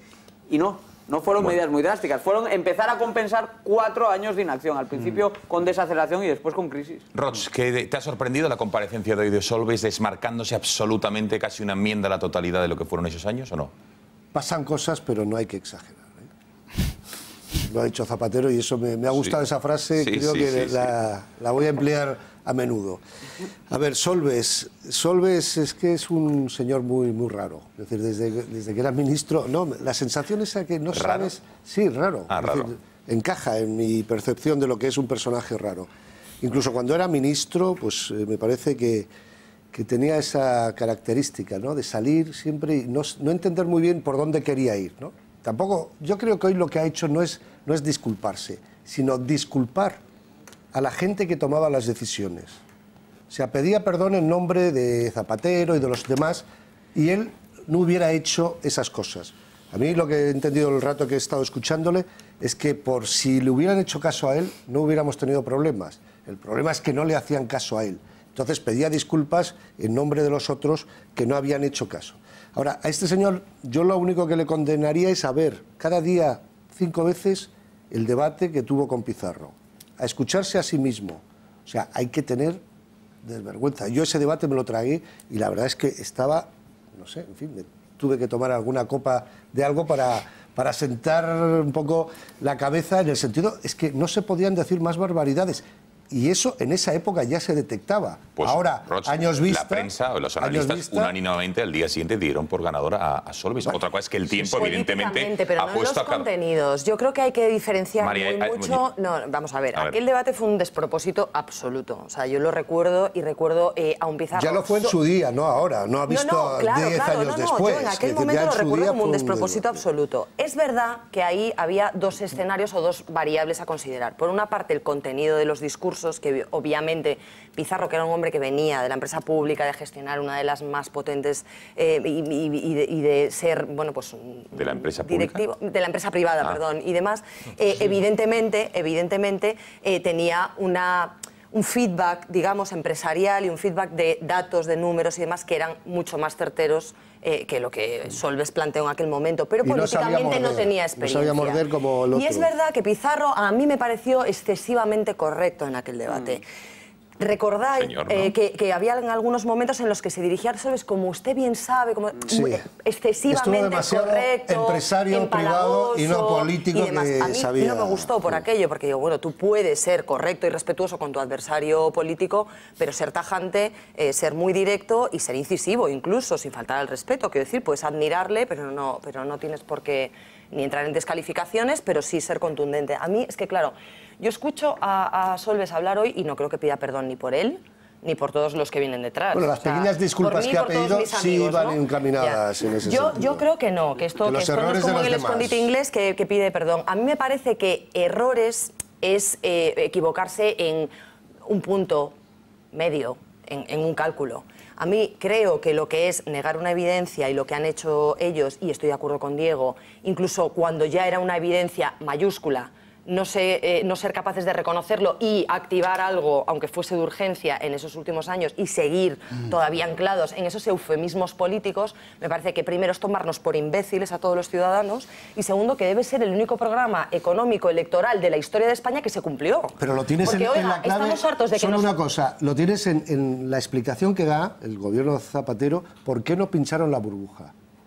Hombre, es que estamos en plena fiesta económica, claro, ¿quién se atrevía? Lo que pasa es que la fiesta, esa fiesta económica era nuestra fiesta económica, no su fiesta económica, porque este era señor... de todos, María, esa es la fiesta de todos. Pero quienes estaban ahí dando datos que probablemente el común de los ciudadanos no maneje, y no estoy eludiendo las responsabilidades individuales de los ciudadanos, por supuesto que no, pero creo que es muy importante que también quien se presenta con un programa electoral no salga 10 años después a decir con esa poca cara de vergüenza, bueno, es que realmente debimos hacer otra cosa y ser más valientes. Es que yo a una cajera de un banco de esos que ellos acusan de ser muy irresponsables y seguir dando créditos, o a una cajera de un supermercado le faltan 2.000 euros en su caja y probablemente se vaya a su casa. Ya, pero a ellos les faltan muchos más y siguen ahí. A mí Solbes no me ha sorprendido nada. Él ha escrito un libro donde cuenta más o menos esto. Pero no tan duro. No tan duro, quizá. También mérito de los diputados que le han podido sacar estas declaraciones. Yo recuerdo el debate, y Pizarro lo cuenta, ¿no? Ese día quedó absolutamente noqueado y de hecho a partir de ahí es cuando abandonó la política, ¿no? Le escondieron de la campaña electoral a Pizarro después de aquello. A partir de ese día. Y Solbes llegó a la sede del PSOE entre gritos de torero, torero. Sí, sí. Porque toreó muy bien, ¿cierto es? Sí, la verdad es que toreó bien. Toreó bien, pese a los datos de... Mintió como un bellaco, pero... Bueno, Fernando. No esperemos que más gente del PSOE, más ministros vayan a pedir perdón. Mañana va Salgado, por ejemplo, a la comparecencia. Ya veremos cómo el discurso es muy diferente porque eran dos tipos de gobernar, ¿no? Luego habría que preguntarle también a Miguel Sebastián, que era el responsable de la oficina económica, a ver la opinión que tenía de esos días.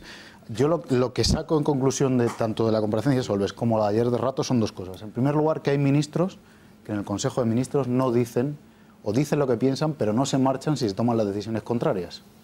Eso para echarse a temblar. No, es que si no, no se quedarían muchos. A lo mejor, si se toman decisiones que tú no estás de acuerdo... Pero a lo mejor estás dando por buena esta actitud y a mí la reflexión de Fernando me parece muy interesante. Es para irse. Sí, pero si eres el máximo responsable económico de un país y el presidente hace caso omiso a tus recomendaciones... Tú estás ahí para asesorar, no estás para... Las decisiones las toma el presidente. Si te estuviera... se fue antes de... Es una buena cuestión, vamos a dejar que concluya Fernando y seguimos. Cuando llega a Moncloa no tiene ni idea de economía. Y se fía cuando se va. En una tarde la aprende. Dos tardes, bueno, vamos a ser generosos. Y cuando se va también. Segunda decisión, no me la quiero dejar en la gatera. Cuando ayer, por ejemplo, Rato cuenta que a él Guindos le dice, mira, es que no estamos muy de acuerdo con cómo lo estás llevando, te tienes que ir. Ahí habla de un grupo de poder, de un grupo de empresarios que toman las decisiones. Es decir, el Plane, ¿a quién benefició? Pues a un grupo de constructoras, del IBEX 35, que toman... que prestan el dinero a los bancos, que las constructoras construyen esas obras. Es decir, aquí se toman decisiones no pensando en los ciudadanos, sino pensando en un grupo de poderosos. Claro, pensando en la economía. Yo recuerdo muy bien aquel debate de Solbes contra Pizarro, y además recuerdo en el 2008, yo lo vi con ciertos dirigentes del PP, cuando todavía pensaba que se podía confiar en Rajoy y en aquellos que le rodeaban. Una cierta inocencia y un candor. Pero en fin, grandes tiempos aquellos. Lo que sí recuerdo es la sensación de que fue absolutamente vapuleado el señor Pizarro. El Pizarro, que tenía una acreditadísima trayectoria, no sé si exactamente como empresario privado, porque ser presidente de Endesa era otra cosa, pero bueno, bien, tenía una trayectoria como administrador, vamos a decir, y como hombre sensato. Y precisamente su sensatez fue la que le impidió ser un poco más agresivo y señalar de manera más incisiva todas aquellas barbaridades que estaba diciendo el señor Solbes. Y el señor Solbes, que es un señor también de una acreditadísima capacitación técnica, es técnico comercial del Estado, había sido ministro del gobierno anterior, había sido, en Europa había sido ministro, ¿no? ¿Cómo se dice? Bueno, es indudable que comisario, ¿no? Comisario, me salía, había sido comisario. Es indudable que estaba en posesión de todos los datos y conocía la verdad. Es decir, todo lo que dijo en ese debate no fue un error, como dice ahora, no fue un error, fue una clarísima decisión de mentir para ganar las elecciones. Y diré más, ese debate, dentro de una campaña que no estaba tan claro como hacia dónde iba, ese debate fue decisivo. Ese fue un debate en el que el PP, del momento, apostó enormemente por un personaje también no tan conocido como era Pizarro en ese momento, y que pensaban que iban a destruir el equipo económico y la trayectoria económica de Zapatero, porque era para haberla destruido. Pizarro no estuvo tan bien como se esperaba de él. Pero es que Solbes, que estuvo genial en el sentido de torero, pero fue un gran mentiroso e hizo un daño irreparable al negar la crisis y al sentar la base de que lo que había que hacer en adelante era seguir por la misma trayectoria, puesto que no había crisis. Por lo cual, cuando él dice que se fue, porque eso lo ha dicho también en su libro, que él se fue por sus acuerdos con Zapatero, lo que no dice es que él creó la base para que Zapatero y su gobierno siguieran por ese mismo camino. Si al día siguiente de ese debate él dice que le parece mal el cheque bebé o que le parece mal el plan E, pues Zapatero le hubiera dicho, oye, pero no dijiste ayer en el debate, ¿no has convencido tú a toda España de que no hay crisis? De que esa palabra que utiliza la oposición... Y ahí su responsabilidad. Tú has sido... Es que la responsabilidad es enorme. No solo como ministro, sino como el que realmente sentó la base de que no había crisis. Como vendió todo un proyecto que... Y todo lo que vino detrás fue de una enorme responsabilidad. Solbes es corresponsable de la mentira a través de la cual el Partido Socialista ganó las elecciones de 2008. Recordemos que eran las elecciones donde Zapatero prometió el pleno empleo. Recordemos que a veces se nos olvida a todos muy rápido la historia, ¿verdad? Pero prometió el pleno empleo. Y mintieron a sabiendas, porque evidentemente el ministro de Economía tiene todos los datos macroeconómicos que ya indicaban que las cosas estaban empezando a torcer y que ya se habían torcido. Que ya se habían torcido. Los ciudadanos todavía no tenían la percepción de que la crisis iba a llegar. Pero no la había. Era una nebulosa, no estaba claro. Los datos macroeconómicos adelantan lo que vendrá. Claro. Y ellos tienen todos los sensores. El ministro de Economía del Reino de España tiene todos los elementos para poder saber que las cosas no empiezan a ir bien. Un ejercicio de responsabilidad sería haber dicho, pueden venir tiempos difíciles, vamos a empezar a tomar medidas adecuadas. Pero claro, era una campaña electoral donde tu candidato era un peligro público, rodante, era un personaje insensato. Zapatero es un insensato responsable no solo de una situación económica, de una crisis económica que todavía a día de hoy vivimos, sino además del problema territorial en nuestro país. O sea, es un irresponsable que ha llevado a nuestro país a una situación límite económica, territorial bueno, intentó expulsar al Partido Popular prácticamente de hacer un cordón sanitario en el conjunto del país, a través de sus alianzas con los partidos independentistas. Es decir, es un peligro. Pero Solbes, que Pedro J. te preguntaba, en 10 años, ¿usted cree que Cataluña, después de que aprobó el Estatuto, ¿usted cree que Cataluña estará mejor? Y le contestaba Pedro J. En 10 años, Cataluña estará mejor integrada en una España más fuerte. Y usted y yo lo veremos. Por supuesto, ni Pedro J. sigue en el mundo ni en el gobierno. Y para acabar, que Solbes, yo creo que preveía la típica crisis en V, pensando que, bueno, vamos a ganar, pasaremos un 2009 un poco complicado, a partir de 2010 remontaremos. Dijo que esto venía bien para limpiar la economía y relanzar. ¿Qué pasa? Cuando él se da cuenta, evidentemente ya los datos son abrumadores, porque ya son públicos, ya se empieza a objetivar de que algo está sucediendo, las medidas que propone, Zapatero le dice que si las acepta va a tener dos huelgas generales. Y lo que hace al final es intentar aplicarlas en el presupuesto de 2009 y lo que hace es al final irse, cuando ve que no. Bueno, pero claro, él es corresponsable. ¿Por qué un ministro de Economía no puede decir en una campaña electoral lo que dijo? No lo puede decir. ¿Por qué? Pues porque lo que tú no puedes hacer es engañar de una forma tan flagrante a los ciudadanos como tú tienes datos de una forma privilegiada que te anuncian una dificultad económica. No hacer eso, primero, es tener una falta de consideración por los ciudadanos y después ser un responsable político. Hombre, que ahora se arrepienta, pues fenomenal, pero a todo lo pasado... Pero es que a mí me parece peor todavía. Porque si ahora no se arrepintiese y siguiese con lo mismo, por lo menos no se nos quedaría esta cara de idiotas, porque nos mintieron ahora, nos miente ahora, antes, o sea, es que es de verdad. Bueno, decía el espectador, Diego, y con esto me gustaría concluir, que no todo es malo. Que con Zapatero la hucha de las pensiones llegó a 70.000 millones de euros. Ahora está cero. Pero eso es un mérito. Pero aquí el problema es que la tendencia que tenían esos ingresos venía de una situación de empleo que era total y absolutamente ficticia. De cada euro de crecimiento que habían en la España de Zapatero, había 3 euros de endeudamiento. Entonces, si eso es sostenible, que baje Dios y lo vea. Con ese semejante dopaje en la economía, yo también te lleno la hucha de las pensiones con 70.000 y si quieres otros 70.000 más. Pero eso llega a un momento en el que colapsa. Y por otro lado, pensar que la situación de las pensiones se arregla con la hucha es un tremendo error, porque la hucha siempre fue lo que podía ser, un complemento que en el mejor de los casos hubiese cubierto 10 meses de pago de las pensiones. ¿Y luego qué? Entonces lo que necesita el sistema de pensiones es una reforma integral, pero de eso hablaremos en otro momento. Ahora lo tenemos mucho mejor, ¿no? Bueno, ahora lo tenemos mucho mejor. Desde luego que no. Diego, que Sánchez de la Cruz, muchísimas gracias por haber estado en El Gato. Me alegra que te hayas ya reincorporado después de estas breves vacaciones, así que gracias. Buenas noches. Brevísima pausa de publicidad y regresamos con todo el eco, la resaca de esa interesante entrevista que nos dio ayer Rodrigo Rato con algunos titulares como este. Lo hemos escuchado al comienzo del programa, cuando Rato dijo textualmente ayer en Intereconomía cosas como estas que me gustaría volver a escuchar. No sé si lo tenemos. Lo vemos después de la publicidad hasta ahora.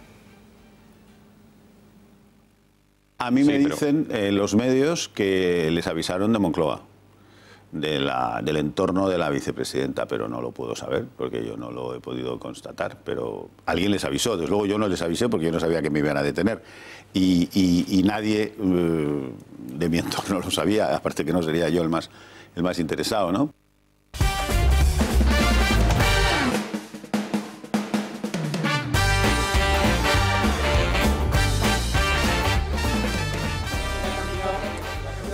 Bueno, pasan 34 minutos de las 11 de la noche, los tertulianos siguen hablando, es verdad que en las publicidades dan mucho de sí.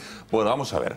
Hoy, evidentemente, la repercusión que tuvo la entrevista de Rodrigo Rato, en exclusiva, la primera, la única televisada, aquí rompió su silencio después de 7 u 8 años, por mucho que algunos digan otra cosa. Rodrigo Rato, atención, interesantes reflexiones. En primer lugar, dice que España solo le ofrecieron el rescate bancario, dando a entender que había pedido un rescate en el año 2012 completo, un rescate de país, un rescate formal, entero, pero que desde Alemania le dijeron que nanay, que lo único que se podía dar era el bancario, cosa que contradice lo que tantos años, durante tantas veces ha dicho el ejecutivo de Mariano Rajoy. También hablaba el ex vicepresidente del gobierno. Ojo, que apuntaba a la vicepresidenta Soraya Sáenz de Santamaría aquel día de abril, a mediados de abril del año 2015, cuando las cámaras de televisión, sobre todo en concreto de una televisión, de La Sexta, llegaba a su domicilio no sé cuánto tiempo de antelación, minutos, horas antes de su detención, de que llegase la policía. Antes que la policía llegaban las cámaras las cámaras de un medio de comunicación en concreto, buscando la fotografía que todos ustedes conocen. Vamos a repasar lo que dijo ayer Rodrigo Rato en El Gato. El día antes, nada más y nada menos que el ministro de Justicia del Gobierno en otro plato de televisión, en los desayunos de Radio Nacional de Televisión Española, da información fiscal mía, no entiendo cómo la tenía y no entiendo cómo la dio. El ministro de Hacienda no debe tener datos fiscales de ningún contribuyente en concreto y no se los deben dar nadie. Ya el ministro de Justicia mucho menos, ¿no? Los datos fiscales deben ser confidenciales. El día anterior salen los medios de comunicación que el SEPLAC, que es una institución que depende del Ministerio de Economía, me está investigando, y casualidad es que el autor del artículo precisamente se entrevista con el ministro de Economía unos días antes, la semana anterior. Yo me quedé con el señor Guindos en el despacho de la calle Castellana, al lado de Cuzco. Hay una mesa redonda, un despacho que es una gran mesa redonda donde habíamos estado. Él se sentó en el sillón, yo me senté en el sofá y ahí me dijo, tienes que dimitir. Y yo dije, bueno, pues nada, si tengo que dimitir, dimito. Después de que una ministra se dirige a una persona muy cercana a mí a decirle que se aleje de mí porque voy a tener problemas por razones fiscales. A mí me dicen los medios que les avisaron de Moncloa, del entorno de la vicepresidenta, pero no lo puedo saber porque yo no lo he podido constatar, pero alguien les avisó. Desde luego yo no les avisé porque yo no sabía que me iban a detener y nadie de mi entorno lo sabía, aparte que no sería yo el más interesado, ¿no? Estos son los 5 dardos importantísimos que lanzó. Hay más, ahora los veremos, ¿sí? Sobre todo el del rescate. Vamos a verlo ahora, sí, que venga, me parece interesante. Vamos a verlo ahora. ¿Qué es lo que dijo sobre el rescate de nuestro país? Atención, diciendo que a España tan solo le ofrecieron el rescate bancario cuando, supuestamente, una conversación de Montoro con periodistas internacionales dando a entender que habían pedido el rescate completo de país, pero que Alemania se lo había negado y, por tanto, solo le dieron el bancario. Vean.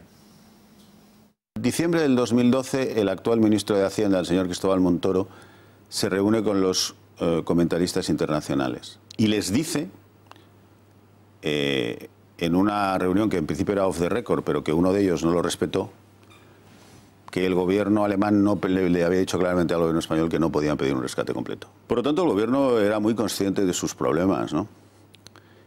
Pero vamos, la afirmación del ministro de Hacienda a los corresponsales extranjeros es un hecho, ¿no? Pero eso no quiere decir que el gobierno lo pidiese. Una cosa es que pidiesen información. No, yo no he dicho que lo pidiese. He dicho que era el único que les ofrecía. El único rescate posible, el bancario, sí. Y Rajoy, en el año 15, decía lo siguiente sobre el balance de sus 4 primeros años de gobierno, en su primera legislatura, decía esto, sobre qué es lo que más orgulloso se sentía. Vean. Para mí, haber evitado el rescate creo que fue un acierto. Sinceramente, creo que fue un acierto. Si no, podíamos estar ahora, como hay algún que otro país en la Unión Europea, donde le obligan, por ejemplo, a bajar las pensiones el 10% o a subir el IVA de los restaurantes al 23%. Bueno, esto es brutal, porque, Iván, Rajoy ha dicho por activa y por pasiva que solo solicitaron el rescate bancario, que se evitó el rescate país, y Rato da a entender de esa manera que que fue Alemania la que dijo, nanay, a España no se le puede rescatar de una manera completa. Too big to fail, como decían en esa época en Europa, ¿no? Hay países que se pueden rescatar y hay países que no. Grecia tenía un tamaño muy respetable, pero que era precisamente por no ser demasiado grande un país que se podía rescatar. Había otros como España o como Italia, Portugal también, o Irlanda. Pero España e Italia eran países que no se podían rescatar. ¿Cómo nos lo ha contado durante todos estos años el presidente del Gobierno y cómo lo está desvelando hoy el señor Rato? Pues son dos visiones realmente distintas. Cuando el señor Rajoy dice que fue un acierto no rescatar a España, a mí ya me cae duda. Primero, si el acierto fue suyo, parece que no, que en todo caso sería un acierto de la Unión Europea. Y segundo, ¿qué hubiera pasado si nos hubieran rescatado, ¿no? Porque él dice, es mejor que no nos suban el IVA de los restaurantes al 23% y que no nos reduzcan las pensiones un 10%. Sí, pero si los hubieran intervenido, yo me pregunto si más bien lo que hubieran dicho esos hombres de negro, aquellos famosos hombres de negro que visitaban los países, la primera medida que yo creo que hubieran tomado no hubiera sido esa. Yo creo que hubieran dicho, señores, ustedes tienen un sistema político insostenible. Esto de las autonomías no se sostiene, es un disparate. Yo creo que lo que realmente hubieran intervenido, el primer recorte que se tenía que haber hecho y que probablemente hubieran propuesto ellos, hubiera sido cerrar el sistema autonómico. Y eso quizá no hubiera sido tan malo para España. Fernando, ¿cómo es posible que estas informaciones de que miembros del gobierno le querían meter en la cárcel en el año 2015, el asunto del rescate de Luis de Guindos, esa reunión que nos dijo, atención, que horas antes tenía una reunión con sus 4 principales competidores, es decir, entiendo que los presidentes de las 3 principales entidades financieras con de Guindos, después se quedaron mano a mano y ahí es cuando de Guindos, ministro de Economía, le traslada a Rato, le dice, te tienes que ir por diversos motivos y se va. Esto lo dijo ayer en El Gato. Todo lo que ha dicho de Soraya, que por cierto ahora hablaremos. ¿Y cómo es posible que 24 horas después nadie del gobierno ni del PP haya dicho nada? Sí, ha habido una tímida reacción en forma de un breve comunicado del Ministerio de Empleo solamente, o un canutazo de Guindos y unas palabras de Maillo, pero nadie más. Decirte, por aportar información, el día de hoy los ministerios han recibido un argumentario de Moncloa donde se les pedía, se les exigía no hacer ninguna declaración sobre Rodrigo Rato. Silencio, caso omiso a lo que dijera. Lo que se les explicaba ahí, que había que comentar, si algún periodista lo preguntaba en algún pasillo, que las declaraciones no tienen por costumbre comentar declaraciones en comparecencias en el Parlamento. Bueno, yo creo que es un campo minado para el PP cualquier tema relacionado con Rato. Decirte que hay que sacar punta también a lo de los datos fiscales, eso es gravísimo. Recordemos que ya lo denunció Aznar, por ejemplo, se filtraron sus datos fiscales. Y de Esperanza Aguirre también. Y aquí no ha pasado nada, eso es gravísimo. Es decir, eso él lo decía, de un ministro. Rato ayer lo dijo, y hombre, yo he sido ministro de Hacienda y de Economía y jamás he tenido los datos fiscales de ningún contribuyente. Eso es gravísimo. Y ya no te digo ya de un vicepresidente del gobierno de nuestro país. María. Ya no es que los tengan, es que los usan además para amenazar. Claro, es decir, o sea, ya no es que a todos los ciudadanos o empresarios privados o autónomos o empresas a los que nosotros cedemos voluntariamente los datos porque nos prestan un servicio sanitario de cualquier tipo, tengan una ley orgánica de protección de datos que es muy tajante y que prohíbe que se difundan, que se utilicen con un fin distinto del que se concedieron. Es que yo a Hacienda le facilito mis datos, o cualquiera de los que somos contribuyentes españoles, a Hacienda le facilitamos nuestros datos con una finalidad muy concreta, ¿no? Que es cumplir con nuestras obligaciones tributarias. Pero, oiga, es que usted no me puede amenazar a mí con que va a sacar cuál es mi situación o amenazar a los ciudadanos con utilizar datos que usted tiene para una finalidad muy distinta de la que está insinuando que dispone de ellos, ¿no? A mí lo que me sorprende, sobre todo, es también cierta comodidad, la cierta comodidad con la que tanto Solbes como Rato abordan esas comparecencias, ¿no? Hombre, yo recordaba que Rato en la última comparecencia que tuvo en sede de investigación, de comisión política, pues mintió sobre Bankia. Dijo que en Bankia no había habido ningún agujero y que no se habían falseado cuentas, es decir, de una credibilidad hasta cierto punto. Creo que lo ha utilizado más como un aviso a navegantes que como para aclarar realmente lo que pasó durante esa época, ¿no? De gestión en la que él se vio de alguna manera envuelto, y creo que ha sido como una cierta vendetta de, bueno, ya que tengo esta tribuna voy a lanzar una serie de mensajitos para que los tengan en cuenta quienes tengan que tenerlos en cuenta. Jordi, hay una imagen que me gustaría ver, la de Rodrigo Rato cuando es detenido, llevado a... Bueno, justo le llevaban a su oficina, ayer nos lo contaba, y a ver si la podemos ver y vamos a recordar también lo que decía. Esta imagen, Jordi, dice Rodrigo Rato que según le informan las fuentes, informaciones que él tiene de medios de comunicación, fue desde vicepresidencia del gobierno, es decir, Soraya Sáenz de Santamaría, quien advirtió a los medios de comunicación de que se iba a producir un registro en su domicilio, en su empresa, y que iba a ser detenido.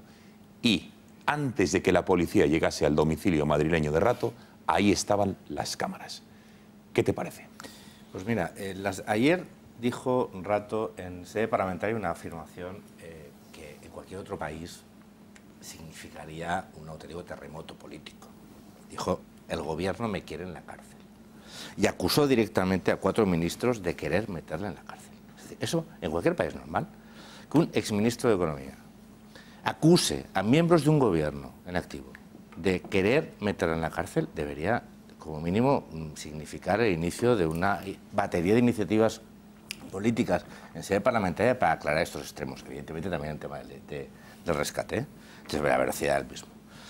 Pero claro, en este país nos hemos acostumbrado a que un gobierno puede filtrar datos fiscales de ciudadanos. A mí me da igual que sea Rato o Susun Corda. Es un ciudadano que tiene sus derechos y tiene un derecho a la privacidad de sus datos fiscales. Montoro no puede arguir en sede parlamentaria que yo conozco los datos fiscales de algunos de ustedes. Bueno, es un delito.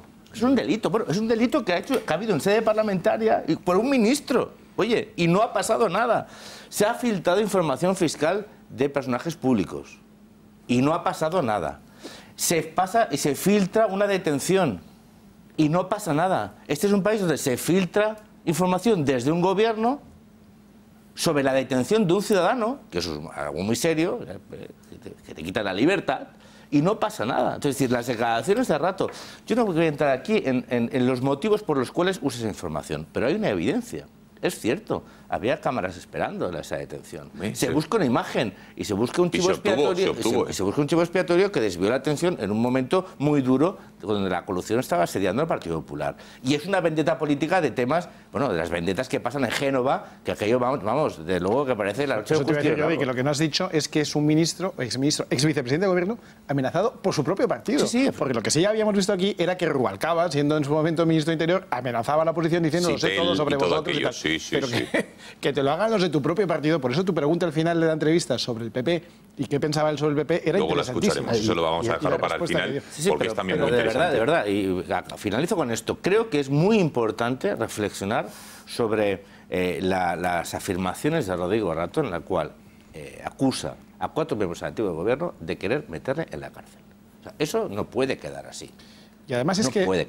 Vamos a completar esta ronda. Roch, ¿qué te parece? Sobre todo a mí me interesa muchísimo el asunto del rescate, el asunto también de esto de las cámaras, que acusa directamente, apunta, insinúa, Soraya, llamando a televisiones, id aquí, se va a producir el registro, la detención, y tuvieron la imagen, la del famosa del cogote, entrando en el coche. Hombre, es cierto que en este país, o en ningún país se... Esta imagen es demoledora, Roch. Sí, lo de la manita en el cogote, yo creo que todavía él nota la mano fría cuando se acuesta por las noches, Rodrigo Rato, me refiero, ¿no? Es verdad que hubo un poco de show, pero claro, nunca se detiene a un vicepresidente de un gobierno, no se detiene todos los días. Es decir, que es una cosa excepcional. Evidentemente es muy difícil de controlar eso. Podría quejarse de un poco del show, del espectáculo, en ese sentido, pero insisto que no pasa todos los días, afortunadamente, que se detenga un alto cargo de un gobierno, ¿no? Y eso a lo mejor implica ciertas circunstancias. Creo que tiene razones para quejarse de algunas cosas. Es lógico que él diga que, en fin, yo también te puedo decir, ten cuidado porque van a por ti. Es decir, esas cosas no son pruebas. Es decir, que a veces todo el mundo utilizamos el rum, vemos que... Vale. Pero yo ayer creo que no supo emplear su momento. O sea, le vi demasiado prepotente, demasiado agresivo. ¿En el Gato o en el Congreso? En el Congreso. En el Congreso. Perdón, sí, en el Gato estuvo bien, porque tú le supiste llevar con cordialidad y creo que le supiste exprimir, y él estaba a gusto aquí. Donde no estaba a gusto era en el Congreso, que ahí se sentía en territorio hostil, y mira que era un terreno que él conocía. Es un grandísimo parlamentario, o lo fue en su y día. se notaba se también, tiene unas tablas, y se claro. notaba las tablas. Ahora, esa agresividad constante y no crear, porque eso sabía que eso iba a trascender, que no se quedaba en esa sala, en esa comisión. Cortó todavía de empatía con la opinión pública. O sea, que la gente que podía tener cierta duda de cómo era Rodrigo Rato y tal, ayer dijo, joder, ¿de qué va este señor? Porque tú nunca has escuchado a él quejarte, nunca se ha arrepentido, por ejemplo, de la estafa de las preferencias, y nunca se ha arrepentido de la estafa de la salida banca. Es decir, nunca ha hecho una autocrítica. Bueno, y eso es duro también, porque bueno... Ayer le preguntamos, algo hizo ayer en el Gato, y Jordi veo que tapeaste en ese momento la entrevista mal hecho. En el Parlamento cuando él vino a hablar, y sobre todo de temas preferentes. Déjame, a ver. Como parlamentario sabrás los tiempos. Sí. Es decir, no, que la autocrítica en ese sentido le faltó. Sobre todo es que abrió el ventilador, manchó a todo el mundo y él se quedó limpito. Que tenía su derecho, que era su momento de gloria, lo que quieras, y desahogo, pero creo que estratégicamente no supo utilizarlo. No digo que se pusiera a darse golpes de pecho y tal, pero ir ahí de San Rato mártir, que todos han ido contra mí, que yo soy una víctima del sistema, del gobierno y tal, quedaba un poco... para apuntar alguna cosa. Sí, yo de ser cierto todo lo que ha dicho, o sea, haber vivido en las propias carnes, tener las fuentes, los indicios de que el gobierno te quiere en la cárcel. ¿Pero por qué le Fátima eligen a Báñez, él? ¿Por la qué le ministra de eligen a él? Trabajo habla con su secretaria. Gonzalo, ¿por el qué le ministro eligen a él? Montoro habla públicamente. El de Justicia revela sus datos fiscales. De Guindos le dice lo que le... ¿Por qué le eligen a él? ¿Por qué eligen a él como víctima en el año Como 2015? chivo expiatorio. Bueno, eso es otro Bueno, asunto. ¿O será que tiene algunas cosas, algunos paraísos fiscales, o no es todo tan bonito lo que... En fin, no está el hecho de que elijan a alguien para ir a por él no implica... Eso lo dirá un juez. De momento está condenado por las Black. Bueno, está en el Supremo. No, está... Bueno, sí, está tiene esa condena, pero a ver qué dice el Supremo. Pero bueno, y es un... Vale, yo simplemente estaba diciendo que se había equivocado en su propia estrategia en el Congreso, de ir ahí a atacar y a machacar. Dijo determinadas cosas a parlamentarios que estaban agresivos, pero es que él tenía que ser mucho más hábil, por lo que tú has apuntado, que él conoce muy bien eso y sabe manejarse en ese terreno. A ver, Iván. Yo lo veo ligeramente distinto, Ross. Yo creo que Rodrigo Rato es un político que todo el mundo sabe que es un hombre muy inteligente, es un hombre muy cultivado, es un hombre muy preparado.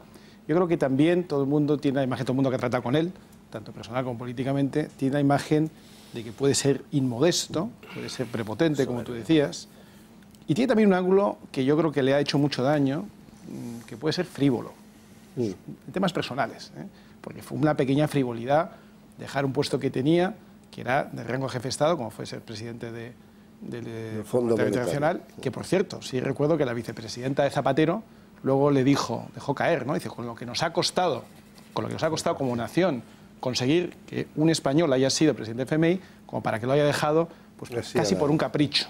Casi por un capricho. Tienen que explicar por qué lo dejó. Bueno, entonces puede llegar a ser, o pudo llegar a ser también un poco frívolo y también un poco inmodesto. Pero yo creo que ayer, tanto en la comparecencia del Congreso como desde luego aquí por la noche, yo vi un personaje distinto. Yo le vi mucho más sobrio.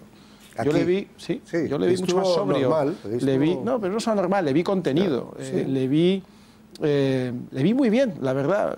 Creo que contestó muy bien las preguntas, creo que se defendió muy bien de las acusaciones. Pesan sobre él una serie de acusaciones más bien vagas y abstractas que luego cuando se concretan pues no son tan claras. Es decir, estamos diciendo, está condenado por las tarjetas Black. Bueno, pues que las tarjetas Black, como él decía, ni es una condena por un acto político, ni está tan claro en qué consiste el problema. El problema de tarjeta Black al final es un tema de fiscalidad, de qué tratamiento fiscal se daba. Si su único delito es ese, el show que le han montado para detenerlo es desproporcionado. Por eso digo que yo creo que el daño que se le ha hecho en estos años, yo creo que le ha rebajado un poco ese punto que tenía de inmodestia, le ha traído a un, digamos, carácter un poquito más pegado a la tierra, un poquito más sobrio, y yo creo que eso le ayuda en explicar su caso, que no es fácil, porque es un hombre que está ya asociado, porque tiene la pena en telediario, y ya está asociado a toda una serie de delitos que luego, como digo, no se concretan y no está claro qué haya cometido. Pero su imagen ya es pésima. Él mismo lo reconoció aquí ayer. Y él ya sabe que tiene un nombre, que tiene una imagen que ha sido destruida. Y le va a costar mucho tiempo recuperarla si es que lo consigue. Porque aquí, incluso cuando sale uno exento o eximido de un delito, los titulares... Sí, pero nunca ayer son... por la tarde él no hizo nada para mejorar su imagen. No hizo nada para, ante la opinión pública, esa prepotencia, eso de decirle a un diputado, me da lo mismo el partido, pero ¿usted dónde ha estado? ¿Qué hace usted? O sea, ¿os acordáis de Pujol que metía la bronca cuando estuvo en el Congreso? Pues estuvo igual, montando... Es decir, una cosa es que tú no permitas que te falten los diputados que te interrogan y tal, pero otra, ya que tienes tablas, es expresar y dar tu versión de los hechos y tu verdad y tu opinión. Ahí hay que verse, sinceramente, hay que verse rodeado de unas personas que, como si fuese la Inquisición, te están ahí cuestionando y es agotador 5 horas de declaración. Y yo no estoy defendiendo a nadie, pero yo intento comprender el porqué de ese tono y esa actitud. Pero aquí en El Gato también le preguntamos, porque estas revelaciones que ha hecho sobre el asunto de que el gobierno le quería ver en la cárcel, lo que dijo de Guindos, de Catalá, de Báñez, etcétera, etcétera, de Soraya, que luego lo dijo en El Gato, por la noche le preguntamos si tiene relación con algún miembro del gobierno y cómo se siente tratado por su expartido ya, en el que militó durante más de 30 años. Esto nos dijo. Bueno, señor Rato, por cierto, ¿tiene relación con algún miembro del gobierno actual? ¿Relación en qué sentido? No, si tiene contacto. No, con ninguno. Con ninguno. ¿Cómo se ha sentido tratado por el PP? No lo voy a decir.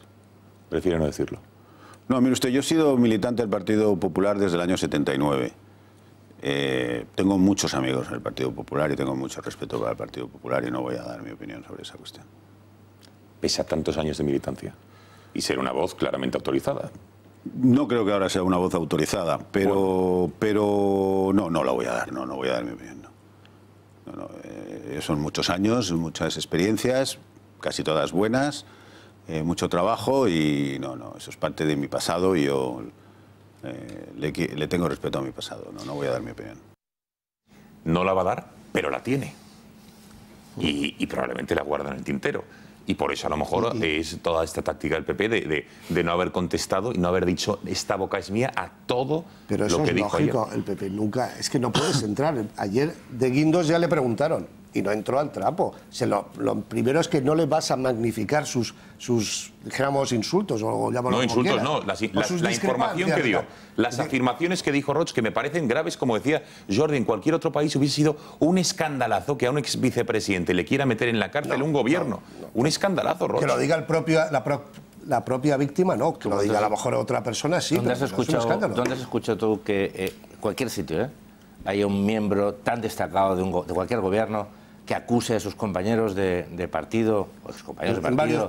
En varios países, o sea que no es una novedad. ¿De quererlo meter en la cárcel? Sí. ¿Sí? Bueno, vamos, podemos... Pues si me das, accedes una información si me das que 100 yo euros desconozco. por cada esto, me hago un viaje. Pues no. Ya sabes que hay amigos, enemigos y compañeros de partido. Sí, esa es la escala. Churchill ya lo decía, los de delante son tus rivales, tus enemigos son los que están detrás en tu bancada. Y, y sobre todo también confirma la ruptura, por si había alguna duda, entre el marianismo y el aznarismo, ¿no? Sí, yo creo que escucharemos alguna opinión sobre lo sucedido en boca de alguien cercano a Aznar en los próximos días. Bueno, estaremos atentos. No hay tiempo para más, nos tenemos que ir. Antes les voy a decir quién se ha llevado el gato al agua, que lo estoy viendo en directo, como saben.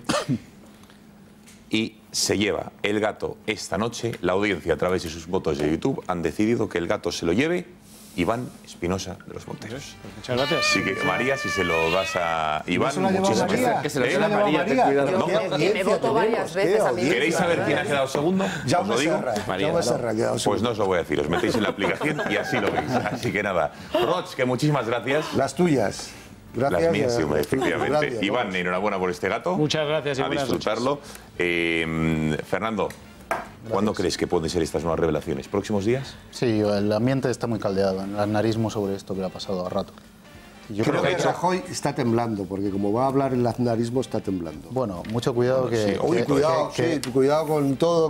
Mucho cuidado, cuidado. Ciudadanos está aquí, soplándole al cogote. Aznar es el presidente de Ciudadanos. No, pero Aznar ya sabes que ha mostrado su simpatía. Pensaba que era el presidente de Ciudadanos, Aznar. Roig, este cierta ironía y sarcasmo no ayuda a restar gravedad a unos hechos que son así. Ciudadanos las encuestas dicen lo que dicen. En Cataluña, ¿quién ha obtenido 4 diputados? Gracias. ¿Quién ha ganado? Gracias. ¿Qué dicen las encuestas? ¿Por qué ha ganado? Pregúntate el por qué. No simplemente los hechos, sino por qué pasan las cosas. Lo que tú quieras, pero los hechos son ahí. Y Aznar a día de hoy, Fernando, Aznar a día de hoy apoya a Ciudadanos. Bueno, antes que a Mariano. Y eso es un problema para Ciudadanos. Eso es un problema para Ciudadanos. ¿Tú crees no es un activo? No. Aznar ya no es un activo para nadie. Y para Ciudadanos menos. ¿Y Rajoy es un activo? No, de momento es el presidente del gobierno. Por eso. Pero para el PP, ¿es un activo? Es el presidente del gobierno. ¿Te parece poco eso? No, si yo no te digo el cargo, yo te digo a si mí es me un parece activo mucho no. eso. Bueno, lo veremos. Desde luego aquí las opiniones son diversas. María, Buenas gracias. noches, muchas gracias. Que vaya todo bien. Jordi. Gracias, Gonzalo. A cuidarse, buen viaje de vuelta. Gracias.